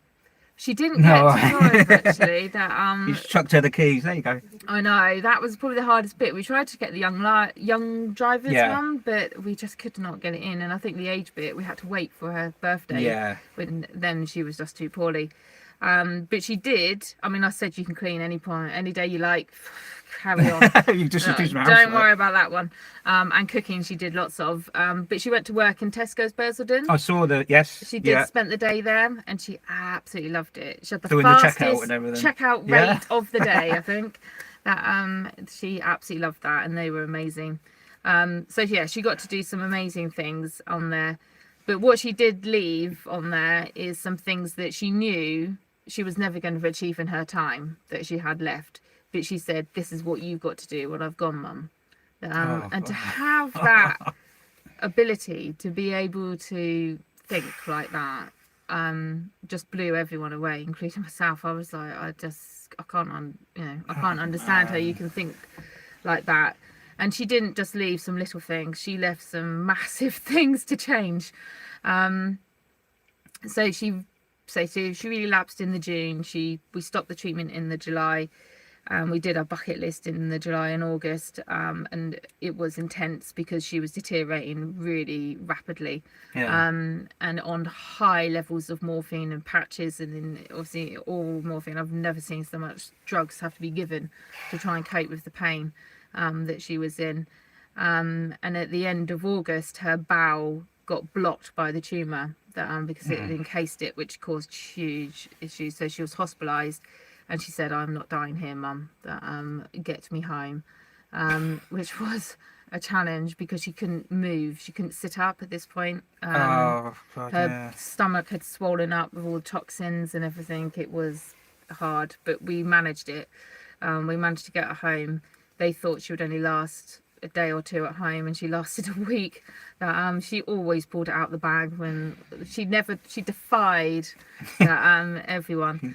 But she did what she did. And obviously she died in September last year. Just turned 10. She was 10 in the August. And since then I knew I needed something, because to try and live with the loss of your child, if anyone has been through it would understand, but it's like an empty hole inside you that you'll never quite recover really from. And I needed a purpose. I had not left her side from the day she was diagnosed. I was with her through every single hospital admission, every single moment. I was a full-time carer, and then suddenly she was gone. So for me, I was broken, and I had times when I just didn't want to get out of bed. I didn't want to see anyone. But I knew I had to do this list. She left. And it's like she knew before she went that my mum's not going to cope if I don't leave her something. So did she leave you? Did she stitch you up and leave you some really difficult things to do? Well, you saw that. You see the list. This is her list on the front. I mean, this isn't just little things. Oh, so this is I didn't realise this was the end of a bucket list. This is her bucket list. Oh wow. So she and we obviously talked a bit about before she died about what she wanted. So one of them, for example, was for parents to be fed in hospital. Yeah. She hated me leaving her. She kept saying, "Please don't leave me," when I was in hospital. But I said, "I've got to go and get some food. I can't. I have to leave." And she's like, "Why are they not feeding you?" And the person who came round and ordered her menu in the morning, I used to dread it every day. They'd come round and she'd go, "Why are you not feeding my mum? She has no choice to be here, and you don't feed her. Why are you not feeding her?" It's something that people don't think of, isn't it? I know. You just, and you probably, like as a parent, you'd just be doting on your kid the whole time. You wouldn't think to look after yourself, and if you don't look after yourself, you can't look after her. Yeah, definitely. But you don't think about that. You just don't assume that. In the worst situation, you think being in hospital, you don't think about you getting food. No. And in the parents' room, which was sort of down the corridor, there was a microwave or a kettle. So no freezer. There was a limited fridge. There was a small, tiny little fridge. But that was it. And obviously every hospital admission we had was an emergency, rushed up because she spiked her temperature. We had to be there within an hour. Oh, so it's never like, let's pack a bag or, take things. And often, because of COVID, I wasn't allowed out of the room till my test had come back, the COVID test. So there'd be some days I wasn't allowed out of the room for a day or two. And it was crazy time. Thankfully that those restrictions have lifted now, but it was really tough. Makes an already difficult situation even harder, doesn't it? Yeah, definitely. And then we've seen with the parents being fed that how much of an issue that is. We've got parents when we first started this that hadn't eaten for 5 days because they couldn't afford to eat in hospital. And I'm like, this is not right. It opened our eyes up. It's like Sophie knew that this was all needed, because we have been inundated across the country with stories of parents, struggling with food. Yeah. I know in King's Hospital I had a message to say, I can't even make a tea or coffee here, let alone food. And it's so tough. And I know the focus is on the child and being well, but a lot of children like Sophie are going home, and I'm the full-time carer. Yeah. Like, she's not going home well each time. No. And I used to say, if we break these parents by not looking after them, someone's going to end up looking after them. And this is going to cost the society a lot more than if we actually look after them. And it won't take much. So I took my first snap box up to QA in January, and it was just us as a family, bought loads of snacks and things to eat and put it in a box in the parents' room. And we had a bit of a battle to start with about, should we put it in the parents' room, because the staff were worried it would get taken, because if it's not nailed down, sometimes in that hospital, things sadly get taken. You'd be amazed at what gets taken there. And I said, look, we've got Sophie's story on this box. I said, I really trust that if people see this, they won't take it. That if they know the reason behind this. They can't be that bad. No, exactly. And thankfully, touch some wood. Where's wood in your car? That's the table is technically, So we've been doing it since January, and obviously we're now 11 months in, and no one has taken that box yet. Oh, that's good. I am really pleased, and they are quite surprised. But I do think it's their story that's on there, and it's give them something to read, and I don't think any parent would go and take a box of all the food that we're trying to give to parents. So we now cover 7 hospitals.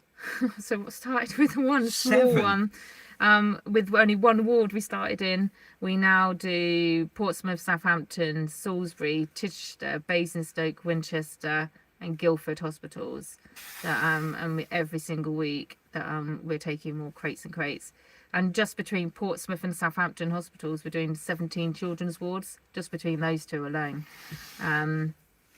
And crates and crates. We go for about 700 packets of crisps a week. just between those two. You have to have a everyone- delivery network soon with like vans and things like I that. know. Well, you see, we've got an office now that and the amount of food everyone comes in, it's all really organised, racking and everything. Yeah, I It's saw all the pictures really of it. organised. Yeah, And everyone thinks, oh, you've got loads of food, and I'm like, you don't see how much goes out. really. It looks lots, and it just we go through. So it take so no time much. at all to empty this. Yeah, it wouldn't. Certainly not on some of the things we go through. And it's just completely done. That's just done through donations and things. It's a lot of completely the food is donations at the moment. because companies actually donate as well. yeah, Do they? Yeah. they do. That which is amazing. I've seen the Domino's pizzas. Yes, so we do that. So we started that, I think, in about May. So we wanted to give like hot food to parents. Yeah. That because they obviously we can only provide things at room temperature, so pot noodles, mug shots, things that can be either microwaved or a kettle, which Right, is yeah. a challenge. So we wanted to give them a hot meal. So we started the idea of the pizza night every Saturday night. So Saturday's it's Sophie's Saturday suppers. I think it's called. Yeah, I was testing myself. I was like, I've only been doing it for like what, I've only 6 said months this now. like 600 times. I know. I'm trying to think. And we take out pizzas and feed every single parent in all of the children's wards in Portsmouth. So that's Wow. neonatal, the 2 children's wards, and the assessment unit and the A&E. So every parent on a Saturday night that ends up gets a pizza. And so we normally deliver at least. Yeah, so we're not 30 talking like walking in with a few boxes. It's on a trolley, isn't it? It's a like trolley, stacked up. Stacked right up. Yeah, we Yeah. love it. But each week a different company sponsors it. Ah, right, okay. So this what worked really well. Mm. So and the companies are loving it because you can see where your money's going. Yes. And so they get their name on the box. So we got a poster on it saying sponsored this week by and has their Oh, name, yeah, and then okay. we tag them in on the And post. someone on goes, Saturday oh, there's night. a Domino's or whatever there. Oh, we should go there. And Yeah. And then we tag that company in on a Saturday night on our social media.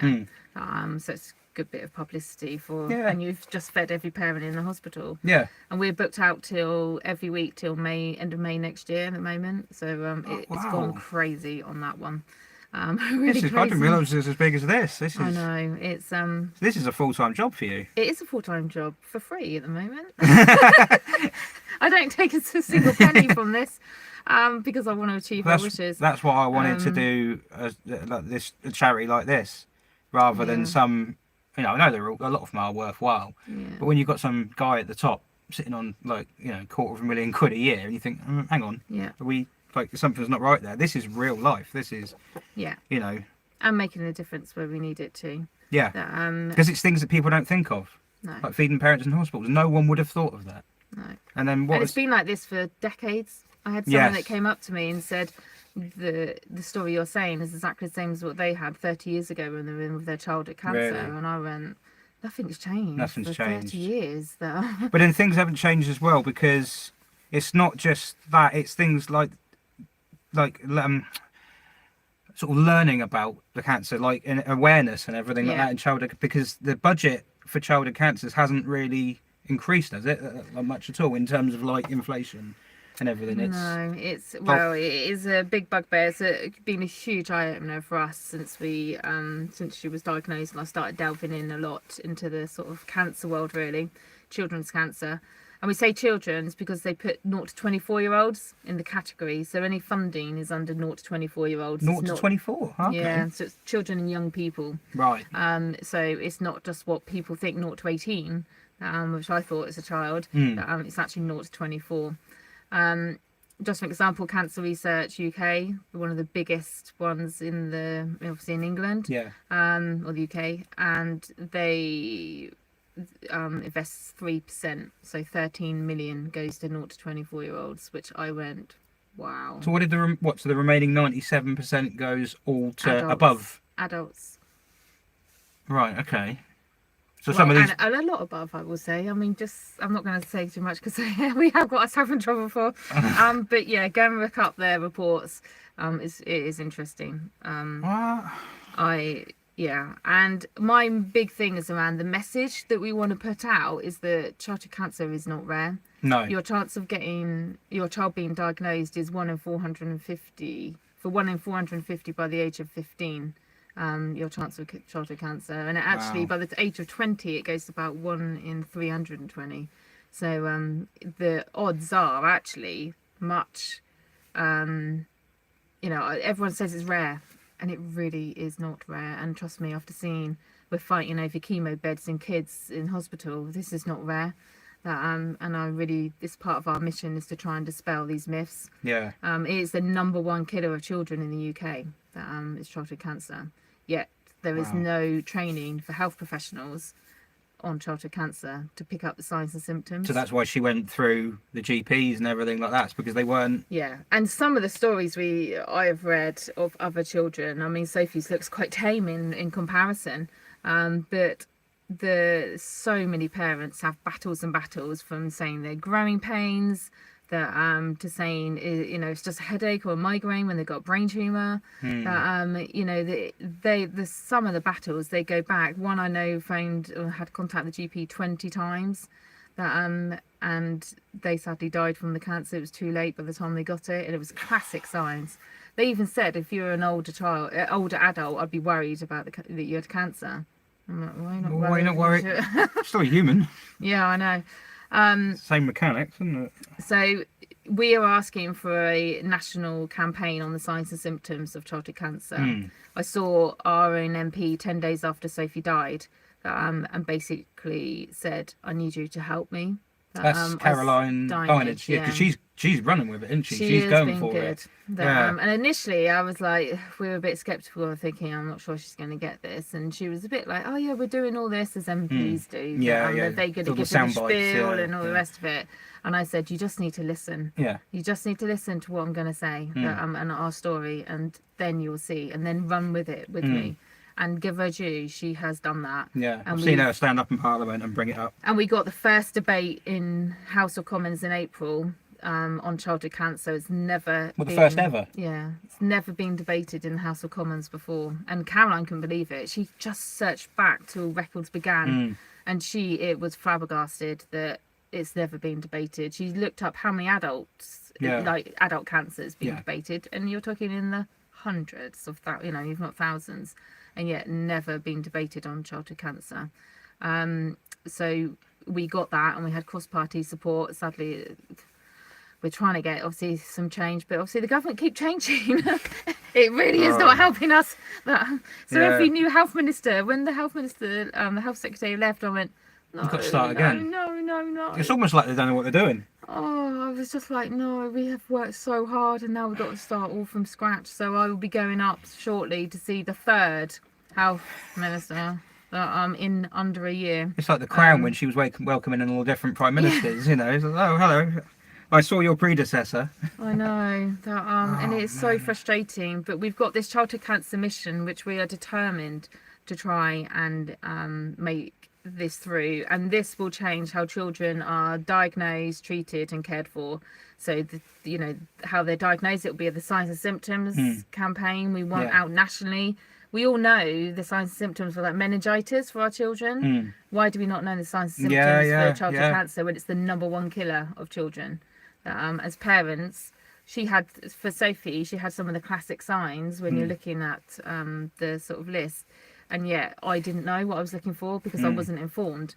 And that's not to scare people, because hopefully the majority isn't. It's a bit like as adult cancer, we're told about bowel cancer and lung cancer. You know, if you have a cough for more than 3 weeks, you've got to go and check out. You hear about it on the radio, don't you? Yeah, most times it's not going to be cancer, but you need to get it checked out. Why are we not doing the same for children? And this is what we're asking for. So we are really pushing hard on the government with that, and Caroline is really behind us. So I'm really keen to just keep pushing that through. We're also working with the very top of the NHS. That Sophie's story got there really quickly. Before she died, so she actually spoke to them before she died, and told them exactly what she thought. Which you can imagine, she didn't hold back. Both barrels. Which I'm so pleased she did, because they have just taken this on, and it's a real personal story. And they said no child has ever written a bucket list asking for things like this to change. And adults, if they did a bucket list, it would just all be things they wanted to do. And she's trying to change, well, the world in a way. It is a legacy, isn't it? She's trying to change things. Yeah. That's why we said that this was never going to impact her. She was never going to see or benefit from any of these things. This was all to make things better for other people. And that sort of summed up what Sophie was like. I would say she was such a caring and compassionate, and I said way above her years in so many respects. And she just saw the good. Her saying was, see the good in every day. Yes, I saw that. And she used to say that throughout all of her treatment. And we've got to see the good in every day, Mum. And I used to be like, God, those days I couldn't even see the good in every day. And I don't know how she is. Yeah. I've got to find something. I've woken up. That's the only good today. I'm still here. But yeah, she just remained so positive. And, you know, positivity, they used to say, you know, it really helps with the cure. But sadly, you know, that didn't for her. But the other thing she wanted, obviously, was improvement for sort of food for children in hospital. So one of the examples is that, like, a QA at Portsmouth, that they'd come around with the children's menu, and so one of them was like steak and kidney pie, and I'd be like, what for kids? are you telling me this is a children's menu? Actually, you would have been having that, wouldn't you? I think as adults, I can understand I it. think she grew up on it. Really? No, I reckon so. But I used to say, what child is steak and kidney pie? Unless this is just my kids that don't. But I'm yet to find many children This that isn't a eat fish finger. steak and kidney pie. And Sophie was like, that is disgusting. I'm not eating that. Throws it back up. I'm not eating it. She's like, just disgusting. So she actually, bear in mind, she's a child who loved her food. Yeah. She got to the point that she couldn't even stand the smell. It was like. But there is a smell with when you go in hospitals and they serve tea. There is a horrible smell. Oh, I don't know. And do you know where the food comes from? No. Do you think it's cooked on site? I'm guessing not. I'm guessing it comes in a bag and It comes from Wales. Wales. So the food in Portsmouth and quite a lot of the other hospitals actually locally is shipped from Wales and then heated up and served for you. Right, okay. I'm trying to get my head. Really interesting. And the one. logic on that one. And that's when Caroline found that out, our MP. She literally, I nearly fell off her chair. She couldn't believe what she was. She didn't know that before. And this is something we're working on changing. And I've just been invited next April as a keynote speaker at the hospital catering conference in Birmingham. Yeah. This is how I don't know how I've ended up. I feel like an imposter every time. Yeah, 2 years ago you like. I feel like an imposter everything I go in. I'm like, how have I got up here? How have you ended up sitting in a ratty old car in a workshop talking to a phone? Yeah, exactly. And then I'm going to be on stage with Prue Leaf talking about food in hospital. That this is going to be my crazy world that I'm in. But they are really hopeful that by then we've made some progress around the feeding parents. We've done a really big project this year behind the scenes. Obviously, not many people know. Yeah, I know. And there's some really good recommendations they're going to be making. But on average, the survey we've done is that on average, a parent who stays in, just the one parent, spends on average £15 a day of food in hospital to feed themselves because the cost is so high. That I'm in hospital, and actually as a hospital it wouldn't cost them that much to be feeding parents. No. So we're saying that we have to look after them. They could take the money they charge for parking and put that into food, couldn't they? Exactly. Well, that don't even go to the hospital, does it? No. That goes to some big wig somewhere that's raking it in. Well, I had it when we had our first kids. They're twins. So they were in special care, and I was visiting as often as I could, and if you wanted something to eat, you had to go to Costa because it was in Winchester. Yeah. They just had a Costa. There wasn't even like Southampton where you've got like a shopping alley or anything. No. And it was. I remember going in and they got a panini on the first day they were in special care. It was £3.90 for one panini, and I thought, I'm going to bankrupt myself here. Yeah. You know, you get to the point where you can't afford to do it. Yeah. Which is why we had that parent who hadn't eaten for 5 days. Because she couldn't afford. She was having to decide at that point already. It was on the breadline of, you know, before her child got admitted to hospital. And then you haven't got that spare money to go. You can't be in that situation. When you're going through something like that, you shouldn't have to be thinking about the basics like food and everything. You just... So we obviously now supply the food to, say, the 7 hospitals. We are feeding hundreds and hundreds of families every single week. We have now, it took us 6 months. This is how hard sometimes in the NHS to get anything agreed. 6 months to get a freezer in Portsmouth. But we now have a freezer in the Portsmouth, in the children's ward downstairs. What? Just a normal freezer? Yeah, it's just a normal freezer. This is the crazy thing, isn't it? But it's so much paperwork and agreement, and who has to decide, and oh god, it's just crazy. It's one of those things where people haven't looked into it, and if they had, they'd start seeing the eye openers, like you say, Caroline, seeing this thing about the food coming from Wales. How many other things are there like that? I know. How much is that you don't know? But it's just. And this is why our eyes have been opened up to this. So we provide, the company Cook, where they do the frozen meals that they're like in like either the co-op. Sometimes you see they've got the freezers with like Cook. Do I have them? And oh right. Oh, is it the posh stuff? Yeah, it's the posh stuff. Really with the nice black label. food. Yeah. Really nice food. I know. I'm going to treat myself to one of those carbonaras one day. But yeah, they're really nice food, and we wanted to actually find something that was really nice and nutritious and somewhat healthy, not like loads of crap put in. Yeah. And then you're not going to feel good in hospital. Yeah. So we wanted something that was really nice, really nutritious, that and was going to make you feel good, because it's around self-worth. When you're in there, and we could buy the pound frozen meal easily. Yeah. But we're saying that's all you're worth. Okay, I'm with you. Yes. Yeah. So we're saying actually we're going to give you a really nice meal because you're worth that. As a parent, we want to look after you. Some small glimmer, if you're going through something really terrible, you eat something, you think, God, that's really nice. Yeah. It's something, isn't it? Yeah. You won't understand, I guess, until you've been there, but how much that just gives you that lift. Yeah, I can't imagine. Of going, I actually had a decent meal, rather than that microwave meal that tasted awful. And we've been supplying them for the last few months to Portsmouth Hospital. We're about to start in Southampton Neonatal, who've just got agreement for the freezer. So we can go and get another freezer. For God's sake, it's a freezer. I know. It's like you could go and buy one from somewhere for £100 and stick it in there, but they'd be like, oh, you can't put in there because it's got to be certified and it's got to be inspected and it's got to go through the paperwork process, and 6 months later. You can write it. Well, you can see it, can't you? And you just think, oh. I know. So we will be supplying to them as well. And the difference, of those who know Southampton, Princess Anne is across the road, so it's not even part of the main hospital. So many parents don't even come across to eat, and there's no facilities to eat in Princess Anne at all.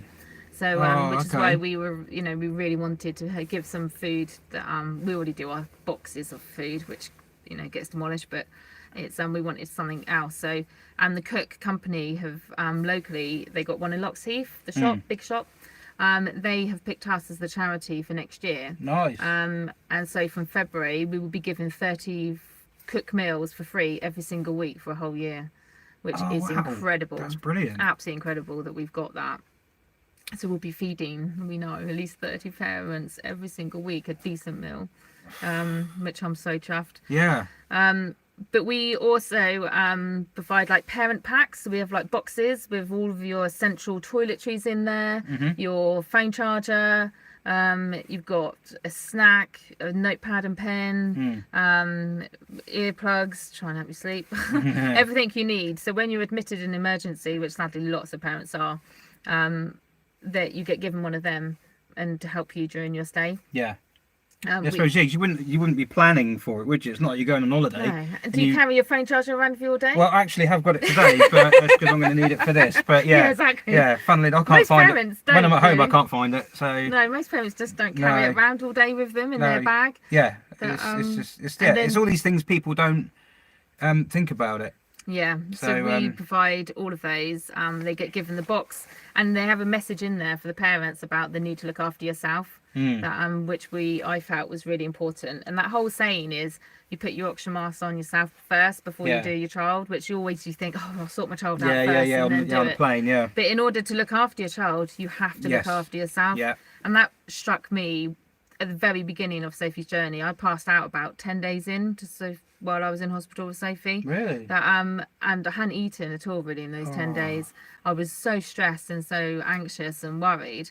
And when I passed out, and I just thought it was a wake-up call. And I'm glad it happened in a way, because I thought, if I'm ever going to get through this in one piece, I've got to look after myself. Yeah, you've been through the worst of it, haven't you? I've got to look after myself as well, in order to be able to look after her. So we really get across that message to parents. What we started in May, we only got a charity number in May this year, so we've Yeah, it's done official. quite a lot. It's official. Yeah. We have done quite a lot since that time. Yeah. We started accepting referrals, which was a scary thing, because obviously you open up the can of worms to anyone can refer, because we are, and this is what Sophie wanted, we are a charity that supports everyone in hospital. You just need to be admitted to hospital with your child to access our support. So that could be you end up there because you've got your baby with bronchiolitis. You could be in there with neonatal because the baby's poorly from when they're born early. You could be in there with a broken arm of your child, spina bifida, or cancer. All the range of reasons why you might end up being admitted to hospital. We cover everyone, and Sophie wanted it for everyone.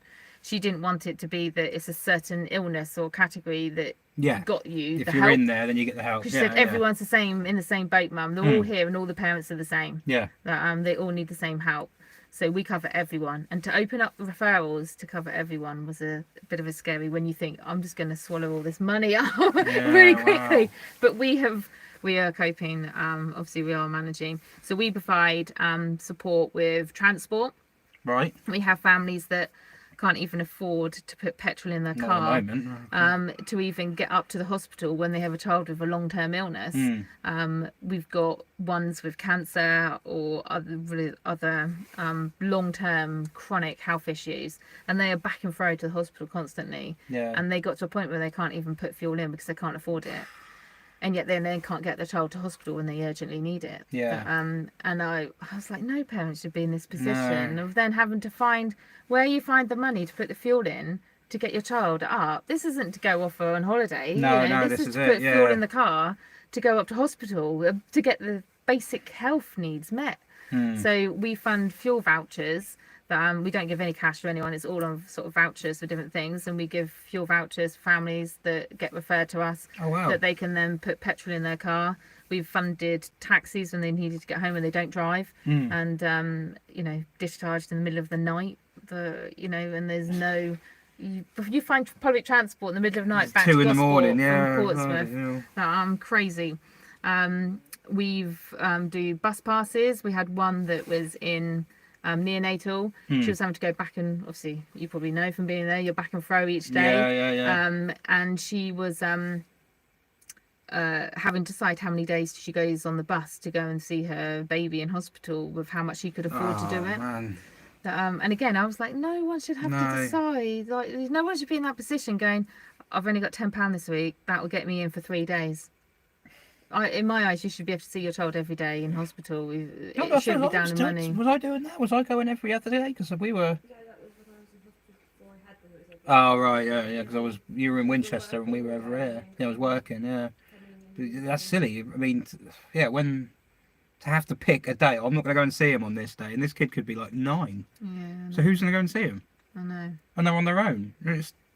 So we obviously cover the transport wise, which is one of the higher reasons that get referred, I will say at the moment, that there is a real issue with the finances for families. That we have clothing up at the hospital, and that's for, obviously, if you turned up in hospital in emergency, you don't probably want to sleep in that. No. Well, you will be tonight. Yeah. Hopefully you're not sleeping. I say hopefully I won't be sleeping. But if it keeps streaming, that counts. Yeah, exactly. I haven't stopped the stream. Exactly. So we provide clothing that in the hospital. We sort out birthday parties. Sophie's big thing was that she didn't ever want to miss out on anything. She cried herself to sleep on Halloween when we were in there because she didn't want to miss out, and she got stuck in there. And I went, we'll bring it to you, Sophie. Just because you're in hospital doesn't mean we can't bring it to you. Yeah. So we got the pumpkin in and she carved it. We had a little Halloween party in the room. And so we now do that for the hospital. We took up a pumpkin for every single child at the hospital for Halloween, and they all carved them. They did some amazing things, or some painted them if they couldn't carve them. They had loads of decorations and sweets, and they had goodie bags each, so they don't miss out. For Christmas, we've got lots planned. We're about to, we got over 600, probably 700 advent calendars in our office at the moment, ready to deliver to the 7 hospitals, so that every child has an advent calendar in the beginning of December. we never got that when we were in hospital, and I was like, we got to go home. We got to go and find an advent calendar now to get back in hospital. But, it's one of those things you can never find them when you want one. no, and they're always sold out by the time you leave it last minute. Yeah. They'll all be in my office. Anyone wants an advent calendar? Oh, this is where they've all gone. Yeah, I'll be auctioning them off now to a higher rate. Yeah. So we do that on Christmas Day. We've got 4 volunteers going in. We're doing Christmas dinner on Christmas Day at Portsmouth. So we're setting up a whole room. We're feeding 30 staff as well as the parents and children in. Yeah. Well, the children won't be. No. There's a whole issue around feeding children in hospital because of the whole food.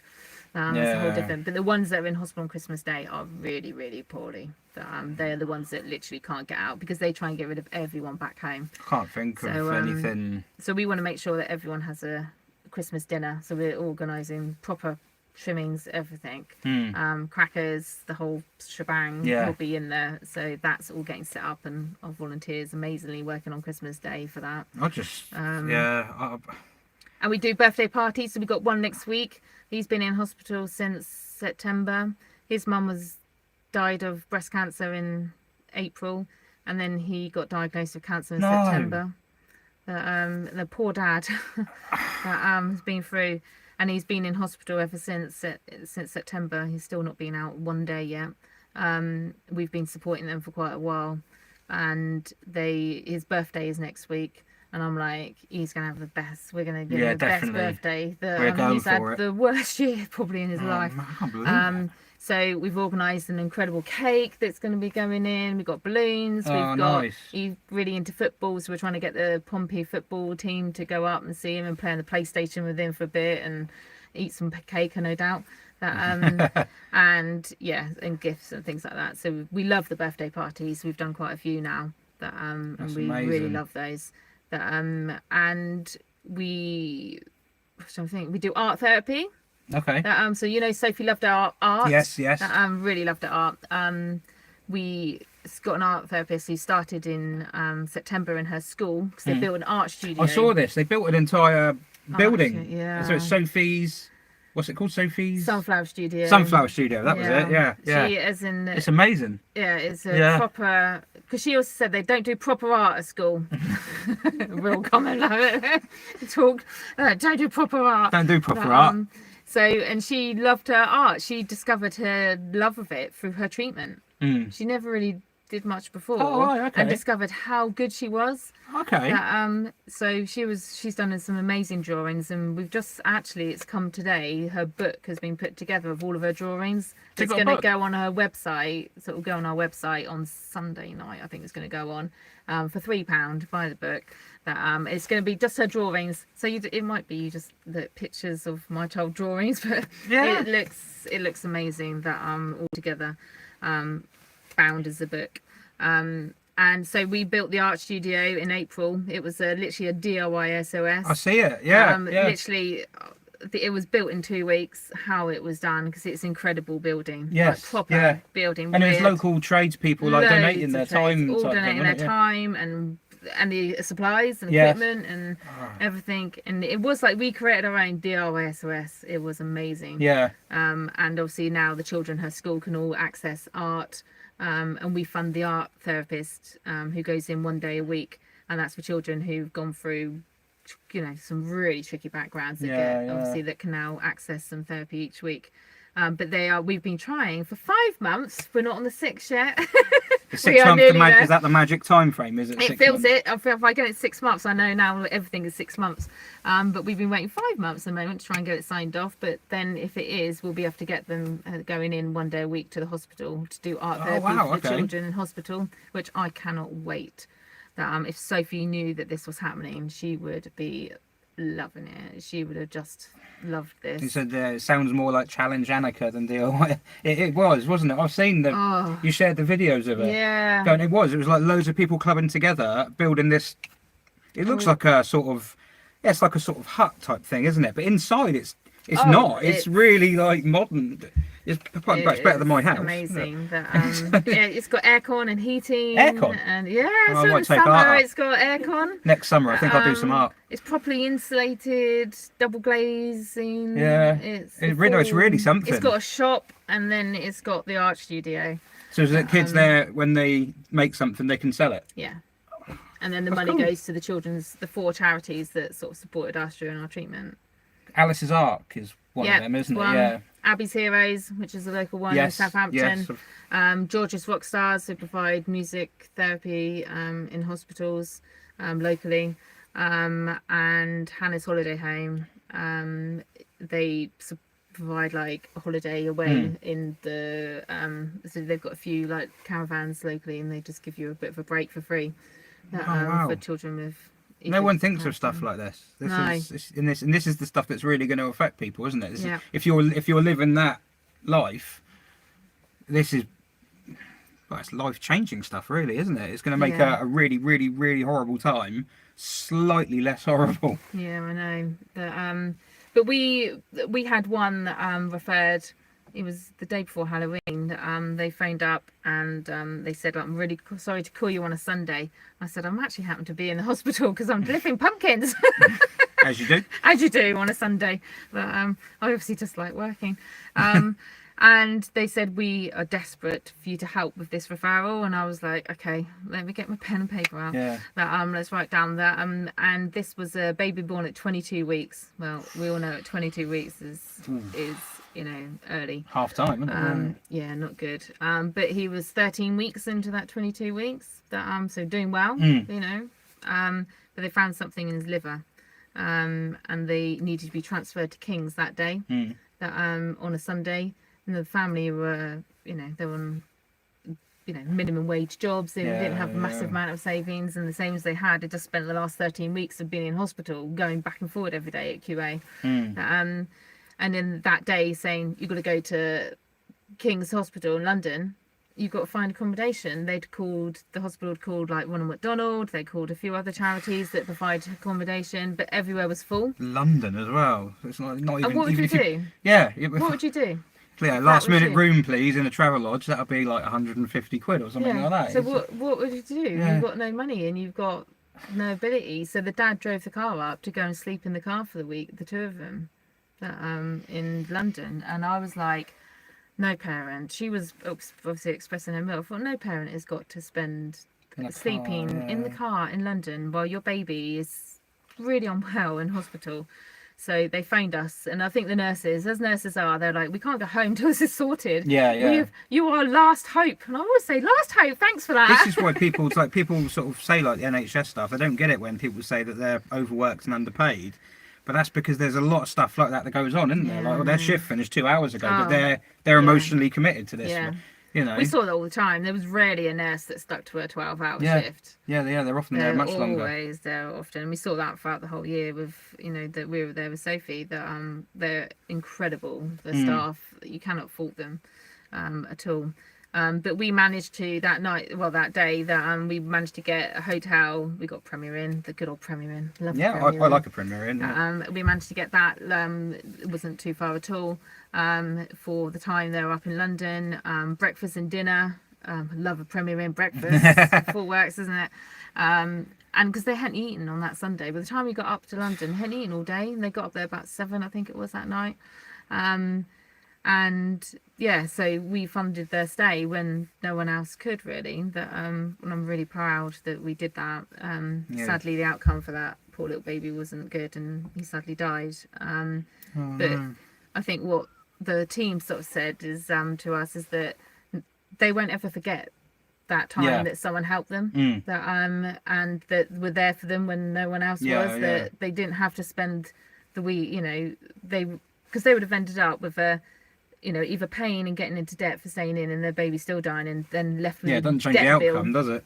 Or they would have slept in their car, and everything, and have a horrific experience already, even worse. So you're thinking of the mental health aspect afterwards, like how do you... Definitely. It's bad enough as I know as a parent to have to live with that, but and then the trauma of all the rest that goes with it. It's only going to make it worse. Really proud that we were able to help them on a Sunday. and they didn't have to spend their time in hospital, you know, sleeping in the car. I was like, I'm not having this. Even my husband said, just carry it on, just get it sorted, Charlotte, because that family cannot do that, because No. nobody's like, you know, you're working again. I'm like, because all my energy, lots of my energy goes into this. Well, yeah. But he was like, sort them out, just book something that you know, it was exactly the same as Do me. something. Any parent would, really. That totally get that. So we get referred for basically anything, and that's what sums our charity up, is that we support families in hospital, and that might be from the whole range of different things that we can support you with, because we want to be the one that looks after the families and support them, so that actually their stay is not as difficult as it should be. And it is so improved. It's still going to be bad. Yeah. But we want them to focus on their child being unwell. yeah, focus on the thing that is bad. Not stressing about how they're going to afford to eat, No. how they're going to afford to get home. That they're getting into debt because they're in hospital, and you know, we don't want that. We want them to be concentrating on their child being ill, not all the other factors. And that's why we try to take off so many of those factors. That we've made inroads in Southampton. So now in Southampton, if anyone gets admitted to Southampton, please take this up. That but every single children's ward, this is that you get a £4 meal voucher that to go and redeem in the restaurant now. Okay. Every single day while you're there. Oh, right, okay. Which is amazing that we have been in partnership with them and working really hard on that. That started at the end of August. And at Portsmouth, soon to be in the next week or two, I hope they start. We've got volunteers going in twice a day, 7 days a week, go around every single parent. Yeah. Have you got everything you need? Have you got a tea? Have you got a coffee? Have you got food? Wow. They'll take the trolley around with all the snacks and all the different things.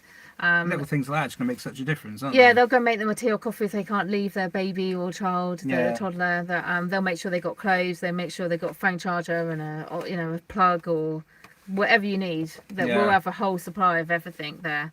And they'll be able to access that. So that all starts shortly, which I cannot wait for that one. And that can easily be replicated around the country, to be honest. Yes. It's Well, a yeah, it really shows it can be easy done. one. It's taken a while, but we are really nearly there. So we're just determined to make a difference. You are. That, You are making a difference. And we are doing lots. A lot of people say, you're doing a lot. And I'm like, There's I more. know. Because there was lots There's more. I've more. always got ideas. But I'm like, we've got to make this. That this is about, our tagline is about creating change. Yeah, And yeah. that's exactly what we want. We want to be the one that actually makes some big change. People can do this as well, because I went on the website and there are things that people can do, isn't it? Even if they haven't donated anything or anything, you can write to the MP. Yep. And We've been asking. We got a template on our. I was going to say there's a template on Yeah, there. we got a template on our Instagram and other things. I think that we've got the very top pinned there that you can write and ask for some things to be different. Or all the MPs are doing, you know. I don't need to, because Awesome. mine's the one who's in there fighting. So I'm happy with that, but that got me out of that one. I know she's thankfully she's doing good.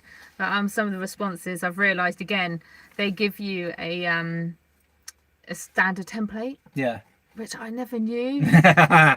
I You thought, well, how do I write a letter? I was like, you think the standard response back from the MP is a template. Oh, right, okay. So Oh, it's word for word, because I've had so many now. It's literally word for word the same. So when I get the odd one where it's different, I know that they've You know looked they read at it. Yeah. oh, right. It's really interesting. This is what I've learned. Hopefully so they're not, much. they're not watching this now, because they won't be. But if they were, they'd know that. They'd be like, I need to change the letter, because she's going to know otherwise. Unlikely. No, probably not. No. I've said to quite a few. They like That's old the standard cards, I don't one. know. That but no, it is interesting on that, and we will just keep championing. I've said to them, I'm not going anywhere. I will fight to the bitter end on this. That It's going to be the fella on Shawshank Redemption. yeah. I will He's like, what are you fight. going to do I will now? just I'm going to keep write 2 fighting. letters a week, not I one. will just keep fighting, because actually children, I don't want to be in a position where even my grandchildren we end up in this situation again, or our friends or anyone else ends up, that their child either ends up in hospital and has not all the facilities that they do, or they end up with diagnosed with cancer, and they have, and I say there's no winners if you get cancer. No. I've had others that have survived and they feel guilty when they say to me, and I'm like, no one's a winner here. No. You either have a child who survives and they're left with lifelong issues as a result of their treatment, or they die. Yeah. That there's no winners in it.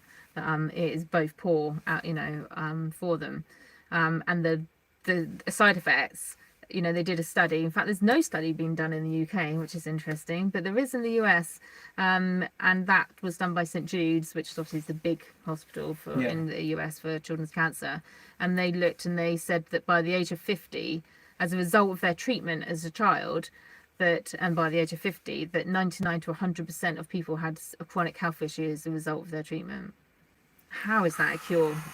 How is that? And that's why I say there's no winners. No. That for Everything me comes at a doesn't cost, feel doesn't like it? a cure. And they might have got rid of the cancer, but you've just left. And Sophie, had she survived, would have been left with lifelong issues. Really? She obviously had radiotherapy to the whole of her abdomen, so the spleen was damaged permanently as a result. So she would have had to been on antibiotics every day for the rest of her life, because she would have had to look like it had no spleen. She would have had menopause by teenage years, because of it. She would have not been able to have children.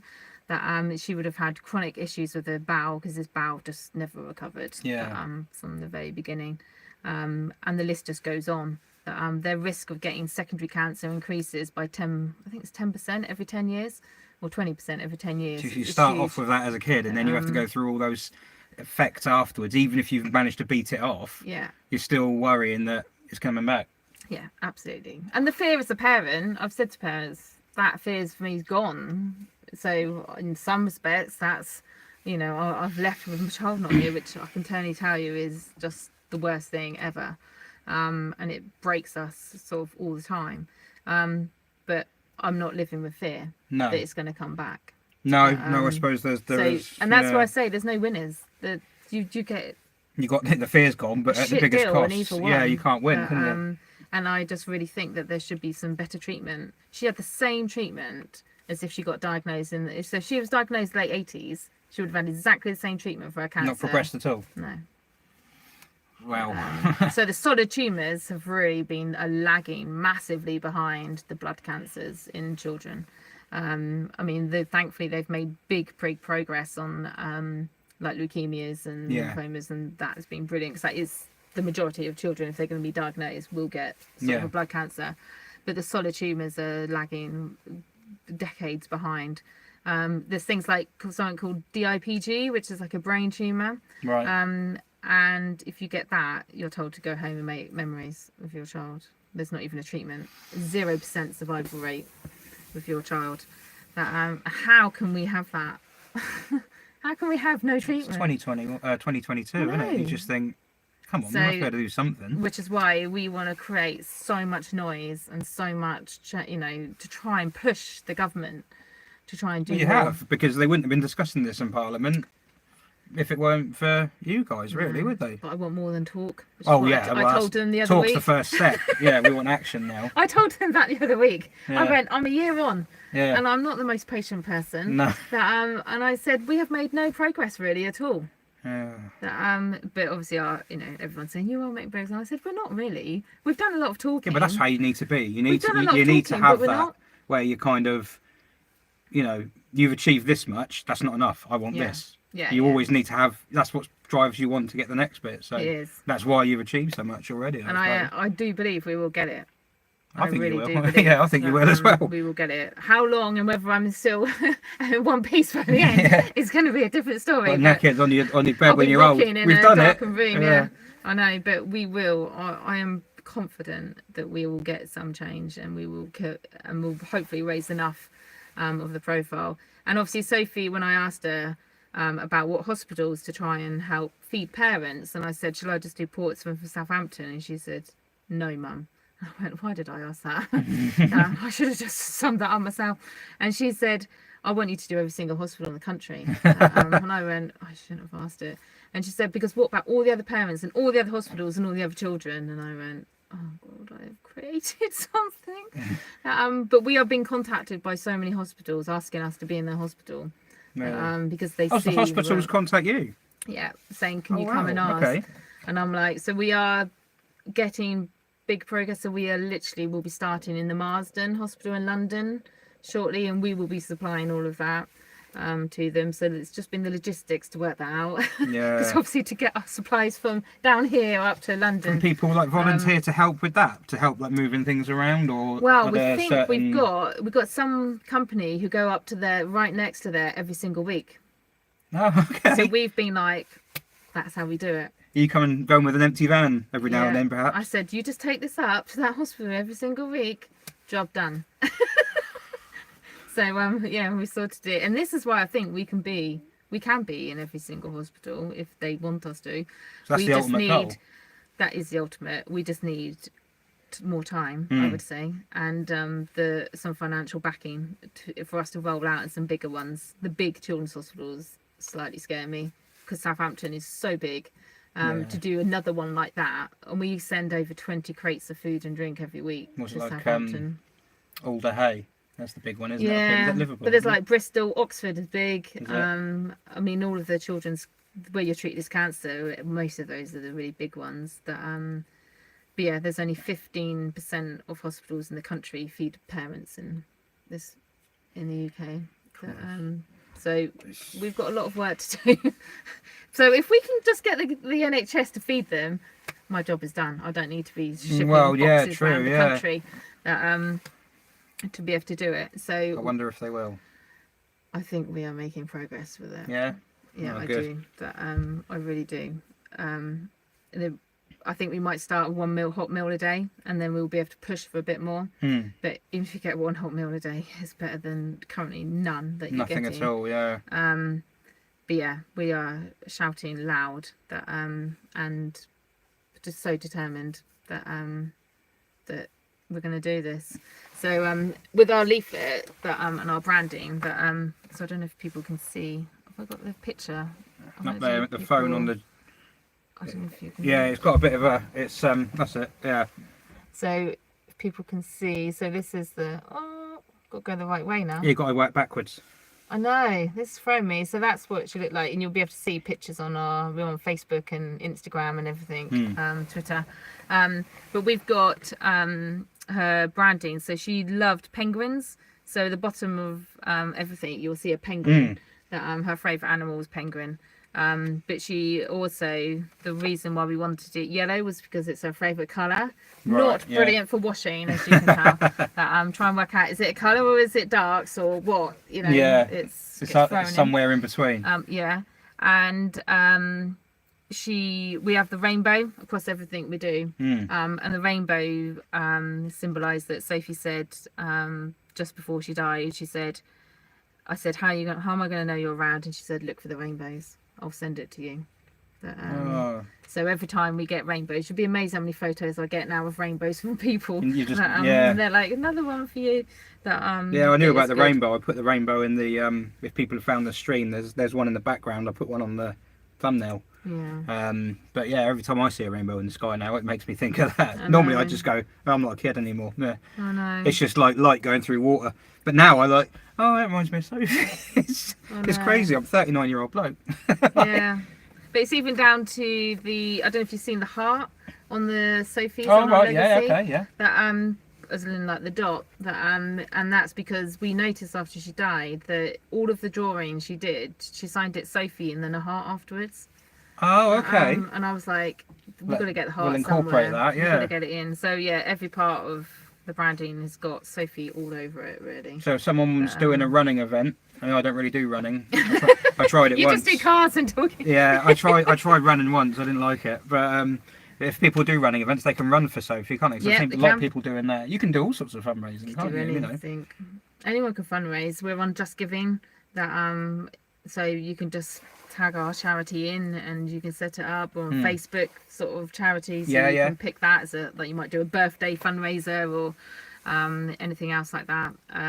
But yeah, or we've got a donate button on our website as well. Yeah. So you can donate there. But yeah, it's just spreading the awareness, the word, and the more money we can raise, the more we can go and help more people can be helped. So the amount of area. people are donating to this are really helping those people who are going through some horrible times. So.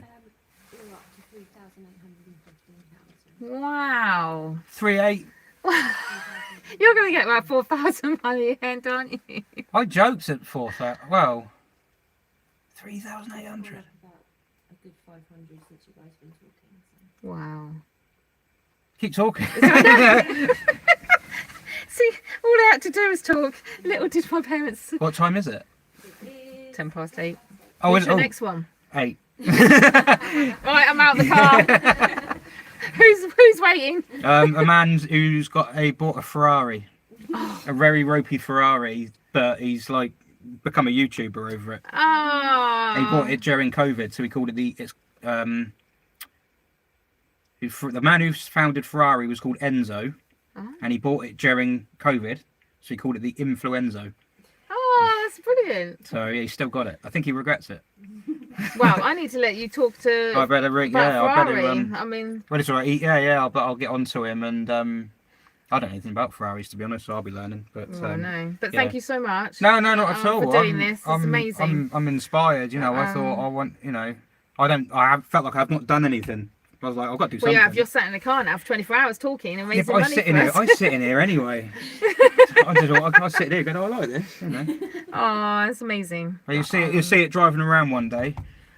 So when I get it on the road, I'll deliver some pizzas in it or something Yeah, like definitely. that. But thank you so much to everyone who has donated. It makes such a difference, and we just couldn't do this charity without the support. So all thank the you money's so gone much. to this Yeah. charity, and it's going to help.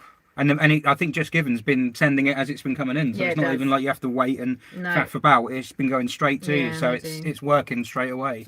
Yeah, definitely, and it goes exactly where you need to. Yeah, You know, I don't take a single penny. I work full time and a bit more, yeah. and Know I that don't feeling. take a single penny from the charity. I'm doing it strangely, crazily, as people tell me, for free. That but I am just so determined to make a difference. That to It's your purpose. make it now, better isn't for it? Sort families. of, yeah. It's, that how many lives have you improved? You know, it's Yeah. crazy. Well, knowing that we're feeding hundreds of families a week, that makes me proud every night. That's your so- pay. Yeah. No, I could. No, And knowing that they haven't got to sleep in a car in London. But, I wouldn't mind sleeping in the car, but no. but probably not in London. And probably not find a No. sick child in hospital. No, But exactly. yeah. So we help where it needs to. Yeah. is good. That's what appealed to me, and the fact that it's things that people. This is not stuff people think about. People, if you think charity, you always think the puppies, the guide dogs. What is it, NSPCC and cancer research and everything like that, but nothing like this. This is quite specific, yet something that's really going to affect people, you know, because this is just things that people don't think about.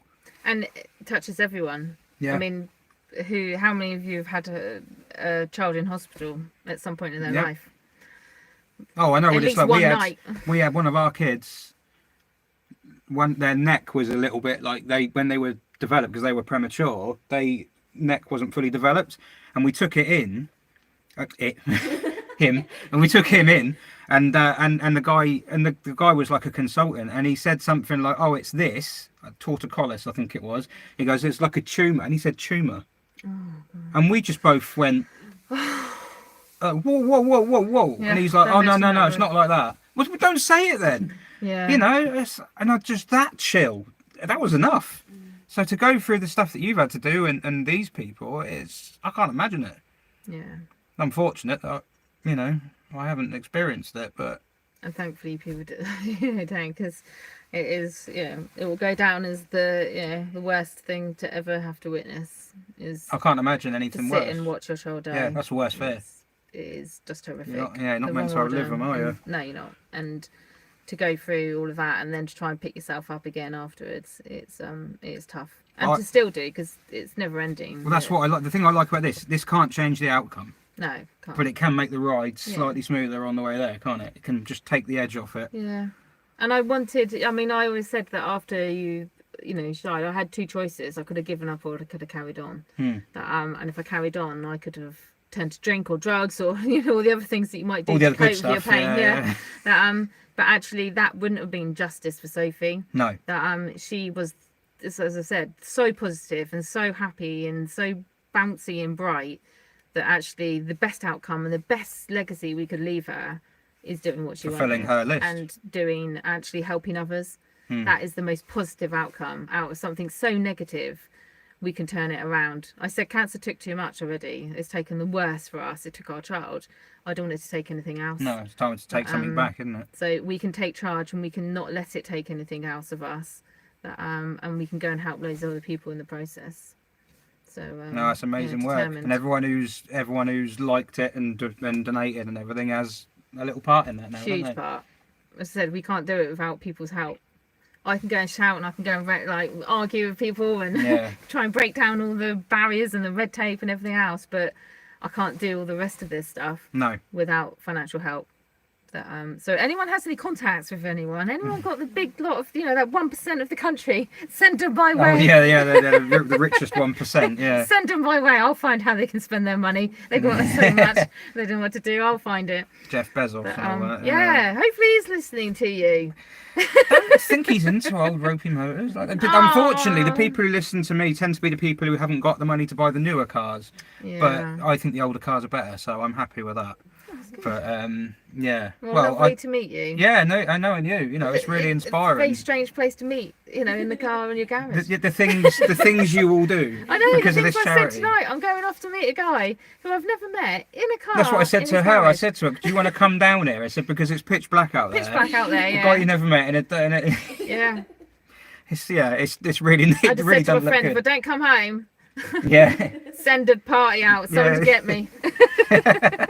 So at least I'm going home. You're not a crazy man. Can you work out how to open the door on a Citroen DS? How do you do this? Oh, hey! Oh, there you go. Mastered it. Well, thank you very much. Yeah, no problem. Thanks for coming down. Get out now. Oh. Wow, right.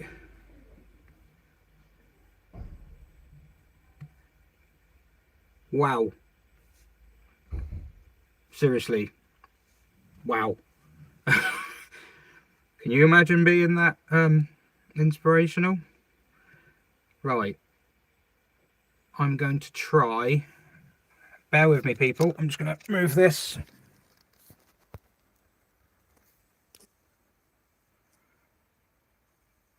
Right. I've moved the camera around because I'm going to right, what I need to do is I need to end this stream, get the timer going. I need to end this stream and invite Jack because I've stitched him up or done him a favour, as he may say, because he's only got about 10 minutes now. But yeah, I will. I'll quickly end this one, start the timer, invite Jack, and I'll restart with hopefully with number 27. So and after I've apologised to him. Right, thank you everybody. Keep an eye out for the next one. It's coming up very soon.